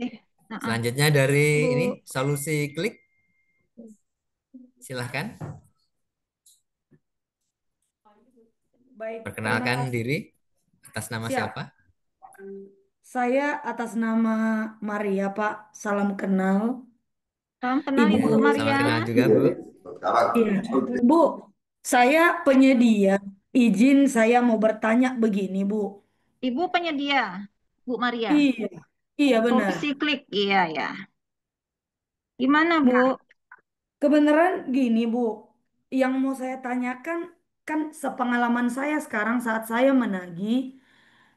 Kalau Mm-mm, sebelum saya mengirim barang, saya udah pasti tanya PPK-nya ini pembayaran melalui sistem atau manual. mm-mm, Terinfonya melalui sistem. Tetapi mm-mm. aku masih diminta untuk berkas-berkas hard copy, Bu. Pertanyaan saya yang pertama, apakah melalui pembayaran melalui sistem masih menggunakan hard copy? Itu pertama. Aku izin Bu, aku ada beberapa pertanyaan sekaligus ya Bu. Coba diulang Bu, yang pertama tadi Bu. Pembayaran. Pembayaran melalui sistem, tetapi Hmm? hard copy tetap mereka minta dan mereka terima dulu baru diproses. Hard copy-nya berupa apa Bu? Invoice, kwitansi, Hah? B, BAP, berita acara pembayaran, sama surat permohonan pencairan Bu. Berita acara pembayaran. Berita acara permohonan bayar ya Bu ya? Iya betul.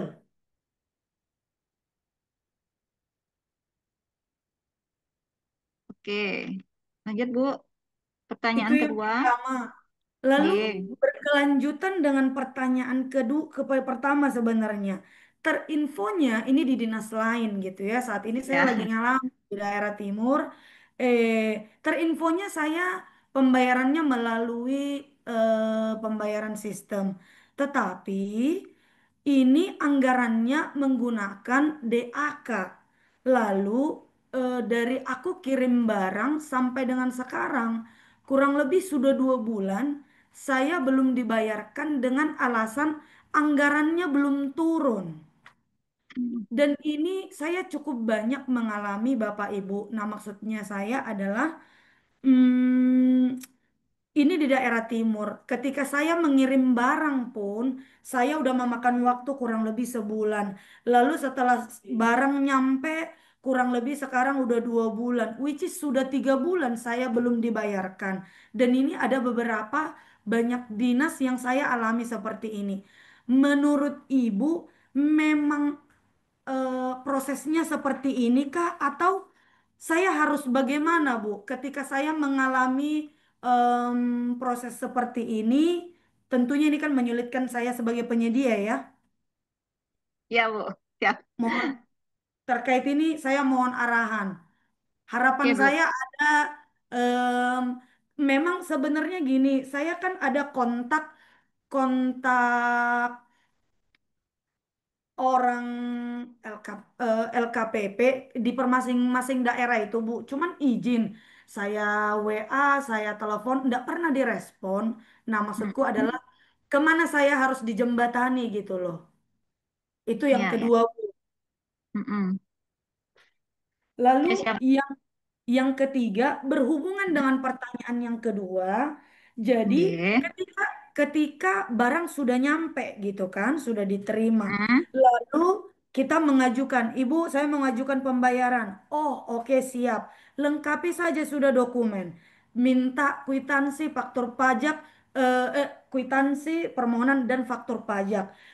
Alhasil kami sudah langsung uploadkan faktur pajak itu dari 2 bulan yang lalu.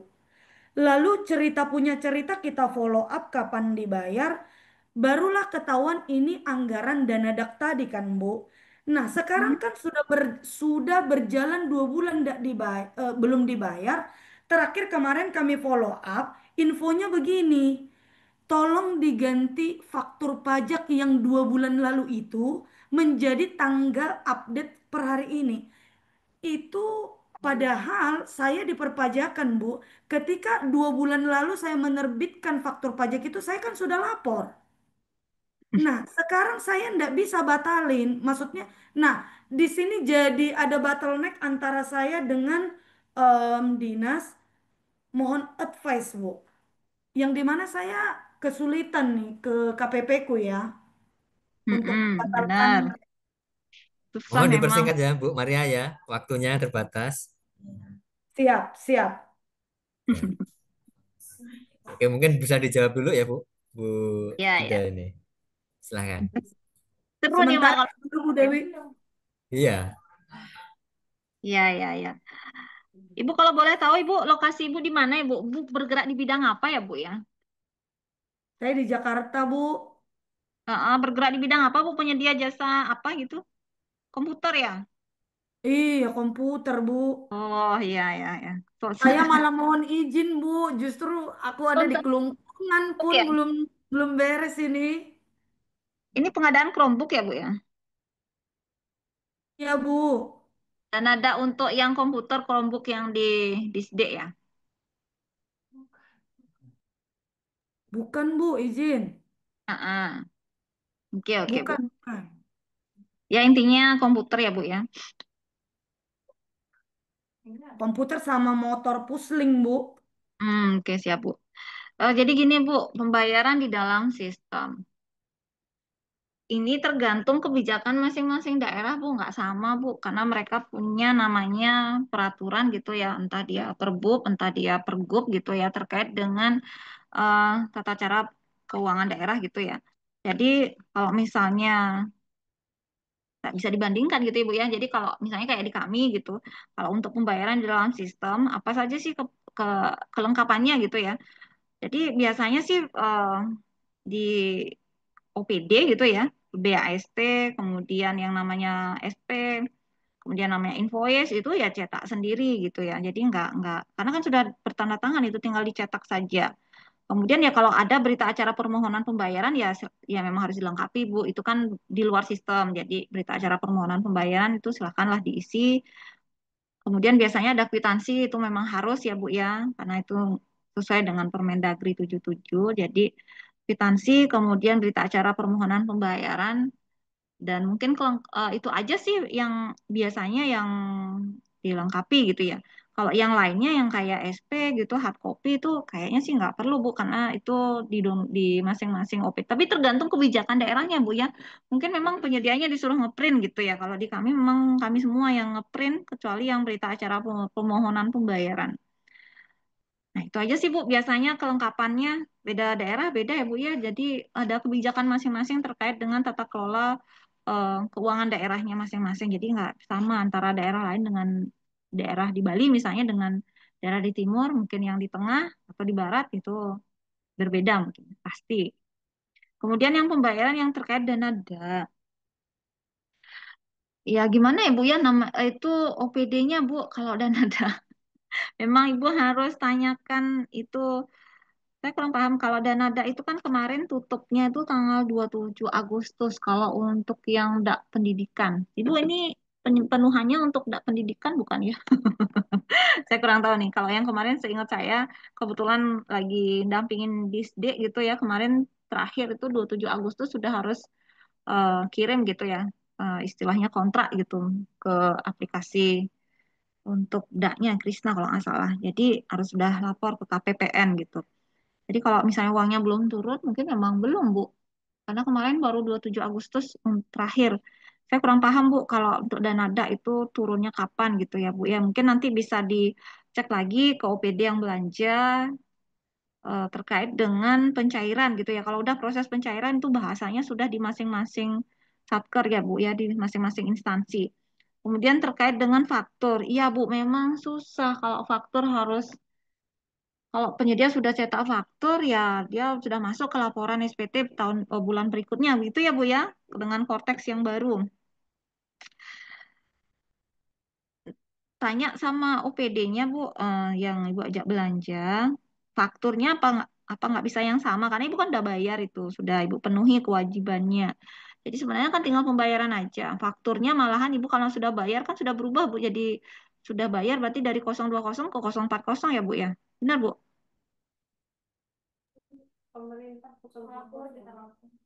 Enggak Bu, Kalau masih izin. Kalau masih faktur kan 020. Kalau ibu memang udah bayar kan jadi 040. Bu, jadi aku ini hanya mau memastikan, maksudnya tadi terkait em, apa namanya dokumen tagihan, berarti tidak belum menyerata dong. Kan kemarin infonya gini, dengan versi 6 semua kita buat by system. Berarti apabila saya masih memberikan BAP, kwitansi, hard copy, berarti tidak sesuai dong berarti ya ini versi 6 menggunakan online. Ya kalau yang SP Bu, SP invoice BAST itu memang sudah generate by system. Harusnya sih tidak diminta lagi gitu ya Bu. Mohon maaf ini Bu ya kan kebijakan kebijakan tata kelola keuangan daerahnya beda-beda Bu. Jadi kalau di kami itu hanya kwitansi itu yang buat di kami Bu penyedia hanya tanda tangan. Itu sih kalau pengalaman kami di sini seperti itu, tapi kalau di daerah lain mungkin berbeda lagi, Bu. Kemudian ada berita acara permohonan pembayaran. Biasanya penyedia mengajukan, ada yang nggak mengajukan gitu, tergantung dari kembali, Bu, perbubnya seperti apa, mengatur tentang tata kelola keuangan daerah. Jadi kalau misalnya Ibu masih dimintai banyak, ya berarti mungkin aturan di daerahnya memang seperti itu. Kalau di kami hanya mengisi kwitansi sama berita acara permohonan pembayaran aja. Itu aja sih, dua aja tambahannya. Kwitansinya yang buat kalau di kami itu di sini yang buat OPD-nya, jadi penyedia itu hanya tinggal tanda tangan kwitansi. Kwitansi itu wajib, Bu, ditanda tangan. Kwitansi kan tidak dicetak by sistem. Sistem itu hanya mencetak invoice saja, Bu. Kwitansi itu wajib, Bu, tetap harus ada. Karena itu untuk pembuatan SPP SPM di sistem, Bu. Kalau di SIPD tidak ada kwitansi kan tidak bisa pembuatan karena di SPP itu harus melampirkan kwitansi. Itu Ibu. Jadi kalau Ibu Maria mungkin di tempat lain beda-beda tempat mungkin akan beda kebijakan, Bu. Jadi mungkin di tempat ini Ibu disuruh melengkapi banyak hal. Kalau di tempat kami mungkin Ibu cuman disuruh mengajukan berita acara permohonan saja, sedangkan yang lain-lain sudah dibuatkan di sini. Nah, itu bisa beda, Bu. Jadi tiap daerah beda di kebijakan tata kelola pengelolaan keuangan daerahnya. Demikian, Bu. Kalau masalah uang itu dana dak saya kurang paham, Bu, karena itu kan masing-masing OPD yang tahu Bu pencairannya kapan. Uangnya sudah ditransfer ke daerah itu kapan. Tahap satunya kapan. Itu ada ininya Bu. Jadi yang lebih tahu adalah OPD-nya atau di bendahara, di perbennya. Mereka yang lebih tahu kapan uang termin satunya cair, termin 2, termin 3. Begitu biasanya Bu. Demikian Baik, Bu Maria. baik Bu, terima kasih Bu. Oke, sama-sama. Ya, sama-sama Bu Maria. Semoga segera terbayarkan ya ininya barang yang sudah Semoga segera dikirimkan. dibayar gitu ya dana Karena daknya memang ya. Udah 3 bulan iya Bapak. dana daknya ini memang menunggu ini ya pencairannya itu memang agak lama ini. Semuanya tertunda juga di tempat kami juga seperti seperti itu Pak.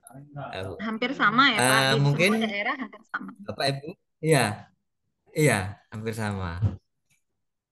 Ini masih ada pertanyaan tapi waktunya tinggal 1 menit ini. Gimana Bu Kurnia? Masih ini? Ya nggak apa-apa Pak, Masih yang di... saya nggak mau Oke. nanti dijawab aja. Ini dari Pak Gun gitu ya. Afri. Ah, Oh, ini ada yang yang raise hand kebetulan. oh ya silakan Heeh. Pak, yang raisan dulu nanti saya ke kolom chat ya. Ya, nih yang kolom chat cuma ada satu nih dari Pak Gun aja. Silakan Ya Pak siap. Afri. Oh, selamat sore Pak, izin. Selamat sore. Dari mana Pak? Kami Afri dari instansi di TNI Pak. Oh ya, silakan. Kebetulan kami di Bandung. Terima kasih kami baru bergabung dengan kegiatan-kegiatan ini.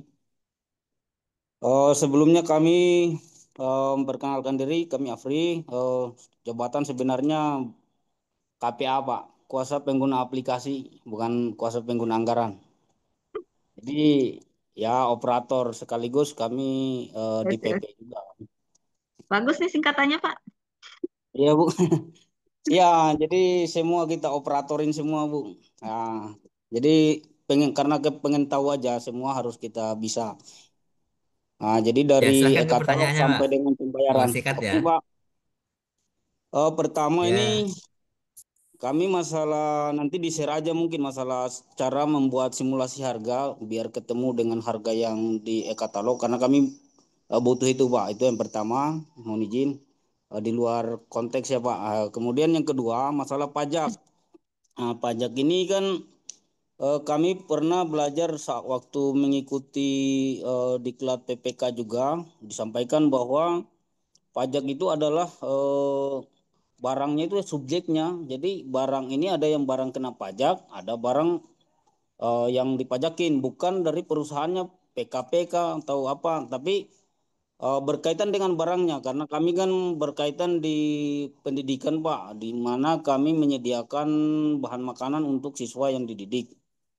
Artinya di sini ada barang-barang yang memang dalam ketentuan khusus tidak dikenakan pajak seperti beras dan lain-lain seperti itu Pak. Maksudnya masuk dalam kategori bahan sembako. Karena kalau dihitung dari indeks kami itu indeksnya sedikit, terus kalau dihantam dengan pajak, nah, itu bisa-bisa indeksnya per orang itu 20.000 untuk makan 3 kali sehari itu.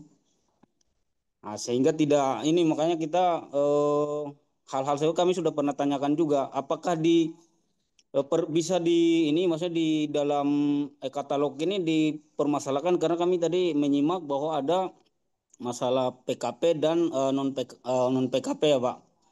Itu yang kedua. Ada banyak pertanyaan kami nih. Terus yang ketiga Pak, itu kami share juga di pertanyaan di ini di kolom komentar itu kami sudah screenshot status pembayaran kami ini sampai hari ini kami masih menggunakan pembayaran di luar sistem. Nah, kami sudah berusaha bagaimana caranya tapi selalu mentok di situ mau dari LS ataupun UP mentoknya di situ. Saat kita masuk ke UP, nah mentok di sini ada tertulis di itu SPBY tidak ditemukan. Nah, padahal sudah sampai SPBY ini sudah sampai kami validasi juga. Nggak ketemu juga nih, nggak tahu nih masalahnya di apa. Nah, kemudian di LS juga masalahnya begitu-gitu juga, Pak. Nggak bisa dilanjutkan sampai ke pembayaran di dalam sistem. Padahal kami sudah berusaha. Nah, kemudian nanti terkait dengan pertanyaan kami yang kedua, seperti yang Ibu jelaskan tadi, akan bermasalah di contoh di pengadaan bahan makanan ini ada barang-barang kami yang tidak kami kenakan pajak. Intinya tidak kena pajak lah kami cari barang atau penyedia yang memang barangnya tidak dikenakan pajak. Karena barang kayak beras apa segala macam hal-hal seperti itu. Nah, apakah akan bermasalah nanti saat kami terbitkan SPM ditolak oleh KPPN karena tidak ada pajaknya? Itu aja Pak. Ibu, terima kasih. Mohon penjelasan dan arahannya. baik, silakan Bu Ya siap. Kurnia. Terima kasih Pak Ya. Afri dari TNI ya Pak ya. Oh, iya. Terkait dengan simulasi harga ya Pak ya, kita sih nggak pernah buat simulasi harga Pak. Yang buat yang buat harga kan penyedia. Jadi kalau kita mau gitu ya harga yang sesuai itu yang mana ya kita harus melakukan ini Pak, survei gitu ya. Surveinya bisa Begini Bu, sama. maksud kami Ya. gini, jadi harga yang kami butuhkan ini simulasinya tidak ketemu-ketemu. Kami kan dihitungnya dari pagu indeks, dari indeks pagu kami itu kan orang kali hari, jadi OH. Nah, sedangkan di dalam belanja barang tidak mengenal itu, dia kenalnya harga. Jadi kalau kita belanja, kami kurang apa namanya belanja ditegur karena apa? Ini kok realisasinya kurang. Kita belanja berlebihan, ditegur juga. Kamu belanja di mana? Mahal mahal sekali itu. Nah, seperti itu. Jadi itu yang kami maksud Bu dengan simulasi harga bagaimana untuk mengkompen barang ini sehingga cocok ini antara barang yang dijual di pasar dengan indeks yang kami miliki. Dikaitkan dengan perhitungan termasuk di dalamnya itu ada perhitungan pajak dan lain-lain. Itu aja Bu, terima kasih. Bapak di KL ya berarti ya. Kalau KL punya standar harga sendiri ya, kalau nggak salah ya Pak ya. Iya Bu, betul. Ini kalau di kami di Pemda namanya SHS Pak. Orang kali. Agak susah nih Pak, karena biasanya penyedianya kita sudah ajak hitungan di luar nih Pak.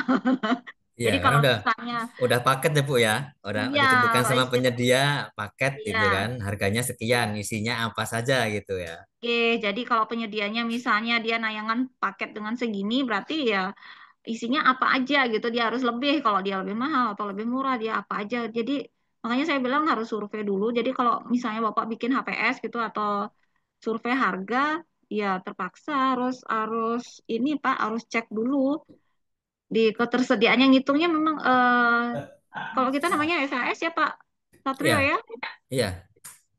Kalau kita namanya SAS, jadi memang dari awal udah sama penyedianya sih. Jadi kalau disuruh kita yang menghitung ya susah Pak, nggak ngerti juga. Kalau misalnya satu orang butuh berapa, satu kotaknya isinya berapa, nggak bisa juga itu karena sudah ada standar biayanya gitu ya. Kalau di pusat mungkin namanya standar biaya apa ya, SBM gitu ya. Kalau di kita Standar SAS. biaya keluaran Bu. Iya itu Pak. Jadi ya memang harus apa nggak bisa kalau kita yang hitung sendiri. Kalau sudah ditentukan seperti itu ya penyediaannya harus diajak hitung seperti itu Pak. Nah, itu makanya kita harus sakti mandraguna nih. Jadi bisa Iya benar Pak, nggak bisa Pak. simulasikan Sama itu. kayak di kami Pak, SAS itu udah tentuin nih, kamu nyari dikasih harga SAS ya segini, ya udah kamu harus nyari-nyariin. Kalau nggak ya dapat yang lebih murah atau kalau kemahalan ya harus negosiasi gitu aja Pak. Dari yang sudah ditetapkan harganya. Kemudian masalah pajak, Pak. Iya, Pak, saya tadi jelasinnya berdasarkan objek pajak, Pak. Jadi tidak melihat PKP non PKP. Jadi di Perdirjen Pajak 11 tadi yang 2025 itu memang lebih apa? Fokusnya ke objek pajaknya. Jadi kalau memang barang jasanya memang kena PPN, memang upload produknya dengan PPN. Nah, kemudian yang pertanyaan Bapak yang sembako, Pak. Kalau di katalog versi 6 ini ada beberapa yang dikecualikan, Pak. Jadi ini sudah ada aturannya Pak. Jadi ada jasa layanan catering, kemudian paket makanan Pak yang tadi Bapak tanya, paket buah sembako. Jadi tidak dipungut PPN. Nanti silahkan merujuk ke Undang-Undang 7 2021. Linknya di-share di kolom chat aja, Bung. Jadi Bapak silakan baca nanti di link, nanti di-share di kolom chat Bapak. Jadi itu sebagai istilahnya apa ya? Eh, bahan gitu bahwa memang ini paket Bapak memang tidak kena PPN karena memang penyedia ngupload produknya nggak bisa milih Pak, dan nol gitu. Kalau biasanya kalau penyedia upload produk, pada saat dia upload produk itu ada pilihan PPN atau tidak gitu nih Pak. Jadi ada yang nol, ada yang 12%. Nah kalau untuk sembako gitu, kemudian catering ya, di jasa layanan catering itu nol Pak ketika dia ngupload produk. Jadi bagaimana mungut pajak PPN-nya memang dia memang tidak dikenakan. Memang di sini dikecualikan, Pak. Jadi linknya udah di sana. Nanti silakan silakan merefer Bapak ke Undang-Undang 7 2021. Jadi dan PP 49 2022. Coba ke bawah lagi. Di sini Pak, jadi paket makanan, frozen food, buah-buahan. Nah, di sini beras Pak. Beras memang tidak kena.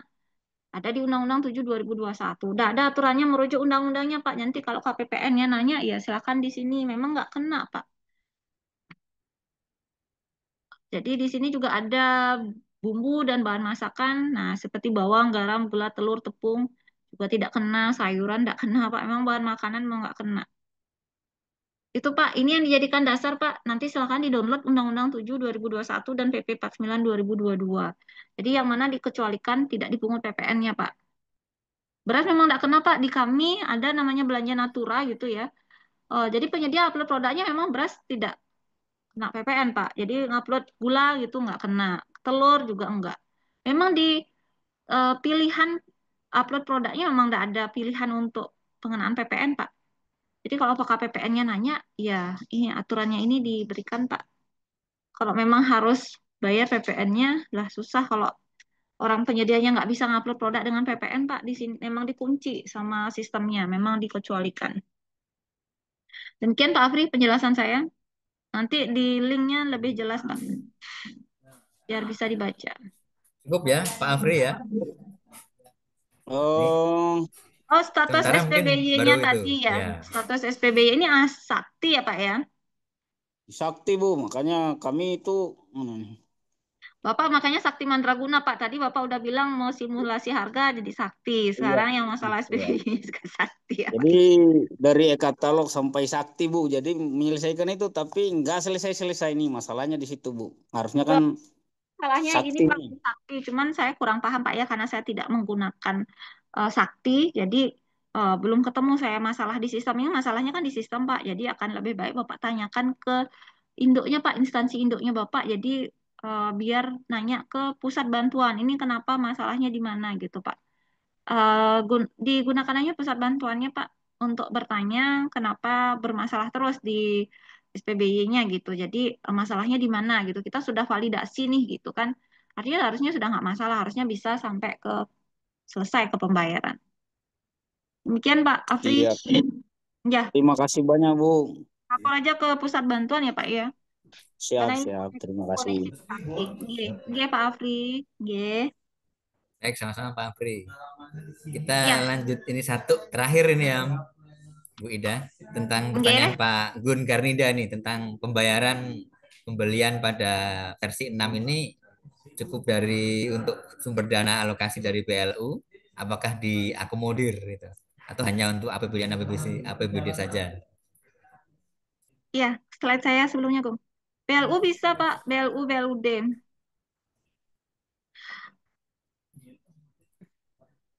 Jadi kalau BLU saya berarti kan ini pusat ya punya ya. Kalau BLUD bisa, kalau BLUD. Di tempat kami pembayarannya di dalam sistem kalau BLUD. Jadi kalau misalnya Bapak Ibu itu pembayaran UP-nya bisa, harusnya pembayaran BLUD-nya bisa. Jadi kalau misalnya pembayaran BLUD sama dia milihnya di LS aja, LS kode bayar saja. Jadi nanti akan keluar Bapak Ibu seperti contoh gitu ya. Jadi ada invoice-nya, pembayaran kode bayar, kemudian nanti berikutnya di tampilan kode bayar bendahara itu harus sama dengan tampilan di invoice. Jadi nilainya ya yang saya bulat-bulat itu harus sama. Oke, kita lanjut. Nah, di sini harus sama. Nah, baru kemudian kita masuk ke internet banking bendaharanya gitu ya. Jadi sesuai dengan bank daerahnya. Saya kalau BLU berarti kan kurang paham nih pakai bank apa ya. Kalau di kami di BLUD kan pakai bank daerah. Jadi kita masing-masing bank daerah tuh punya internet banking untuk bendahara. Jadi yang kalau biasanya kita pembayaran UP gitu ya, itu bisa diganti dengan kalau teman-teman di rumah sakit atau puskesmas, itu yang pembayaran Telkomnya tinggal dipakein kode bayar. Jadi nanti akan muncul nilai sejumlah dengan nilai yang tadi, nilai yang ada di invoice atau nilai yang tertera di tampilan kode bayarnya bendahara. Jadi nanti kalau untuk BLUD atau BLU mungkin ya, saya kurang kalau BLU gimana gitu saya nggak lihat kalau masalah banknya gitu ya. Kalau di BLUD sendiri itu untuk pajak bayar sendiri kan. Nah, biasanya kalau teman-teman puskesmas bilang kita nih kayak teller bank. Jadi bayar transfer sendiri gitu ya. Kemudian penerimaan pajaknya, pembayaran pajaknya itu dia tinggal ketik billingnya gitu sudah bisa gitu. Jadi pembayaran pajaknya dia tinggal ketik saja. Bayar pajaknya juga sendiri dia yang transfer, dia yang bayar gitu. Ke penerimaan ke rekening penerimaan negara ini kalau di sini nggak kelihatan Bapak Ibu. Jadi kalau kami di sini kalau pendampingan gitu biasanya ada lagi satu menu penerimaan negara gitu. Jadi nanti dia tinggal masukkan nomor billing berapa, transfer uang berapa. Sesuai dengan di invoice-nya. Jadi hitungan invoice itu sudah harus tepat gitu ya. Jadi nggak boleh lagi ada yang salah. Makanya eh, kunci pembayaran berhasil itu adalah yang pertama adalah di PP, Bapak Ibu. Ketika PP belanja, dia sudah tahu bahwa oh barang jasa ini kena PPN. Jadi kalau dia tidak ada PPN-nya, tinggal infokan ke penyediaan untuk upload produk dengan PPN. Setelah itu baru akan aman Bapak Ibu. Oh ini secara pembayaran PPN-nya sudah ada. Kita sudah negosiasi. Pokoknya dari awal itu sudah harus sesuai kalau mau pembayarannya tepat gitu ya. Jadi kalau misalnya dari awal sudah asal ngeklik gitu sampai terakhir, aduh pusing kalau ngurusin pembayaran kalau misalnya nggak sesuai kayak itu dah tadi penyediaannya nggak upload produk dengan PPN, padahal dia produknya kena PPN, bikin pusing di akhir gitu ya. Jadi mending di awal PP-nya kita pegang. Halo PP gitu biasanya kita ngomongnya. Jadi kalau produknya kena PPN pastikan kalian belanja ngekliknya itu sudah dengan PPN. Itu penting sekali. Makanya yang belanja yang harus kita pegang gitu. Kalau misalnya di atas 200 juta karena PPK, biasanya PPK ada yang minta pendampingan kami gitu ya. Jadi kami juga ngecek, oh ini sudah sesuai, ya sudah lanjut gitu. Jadi apa menghindari gitu Bapak Ibu karena kita maunya kan sampai pembayarannya nggak ada masalah gitu. Jadi PPN, PPh dan lain sebagainya itu aman gitu ya. Makanya di awal ketika klik belanja itu kuncinya ada di sana, di awal gitu. Penting sekali itu di pertama. Nah, demikian yang bisa saya sampaikan. Untuk yang BLU, BLUD, kalau BLU saya kurang paham ya, pakai apa ya biasanya banknya? Kalau kalau kita di daerah ya Pak Satrio biasanya kan pakai BLUD gitu kan, jadi sama dengan kita Ya, pakainya bank daerah gitu. Semoga bisa diterapkan untuk BLUD ya, mungkin ada rekan-rekan rumah sakit di sini mau coba gitu, silahkan saja dicoba. baik. Kecuali BOK ya Bapak Ibu, kalau yang puskesmas itu punya BOK, BOK itu Ya, kan oke. banknya bukan bank daerah gitu ya, ada yang mandiri kalau nggak salah, ada yang lain gitu ya. Jadi belum bisa, jadi itu masih pembayaran di luar sistem kalau untuk BOK. Tapi kalau BLUD, APBD sampai hari ini tidak ada masalah gitu. Demikian Pak Satrio. Ya. Matur suksma nih Bu Ida Ayu ini atas Sami. sharing-sharing informasinya. Memang harus Oke, banyak banyak praktek kalau banyak tanya juga ya Bu ya. Nah benar ini Pak, memang harus. sebelum ya sebelum kita tutup mungkin ada pesan-pesan atau closing statement Bu terkait dengan pembayaran di air purchasing katalog versi 6 ini Bu.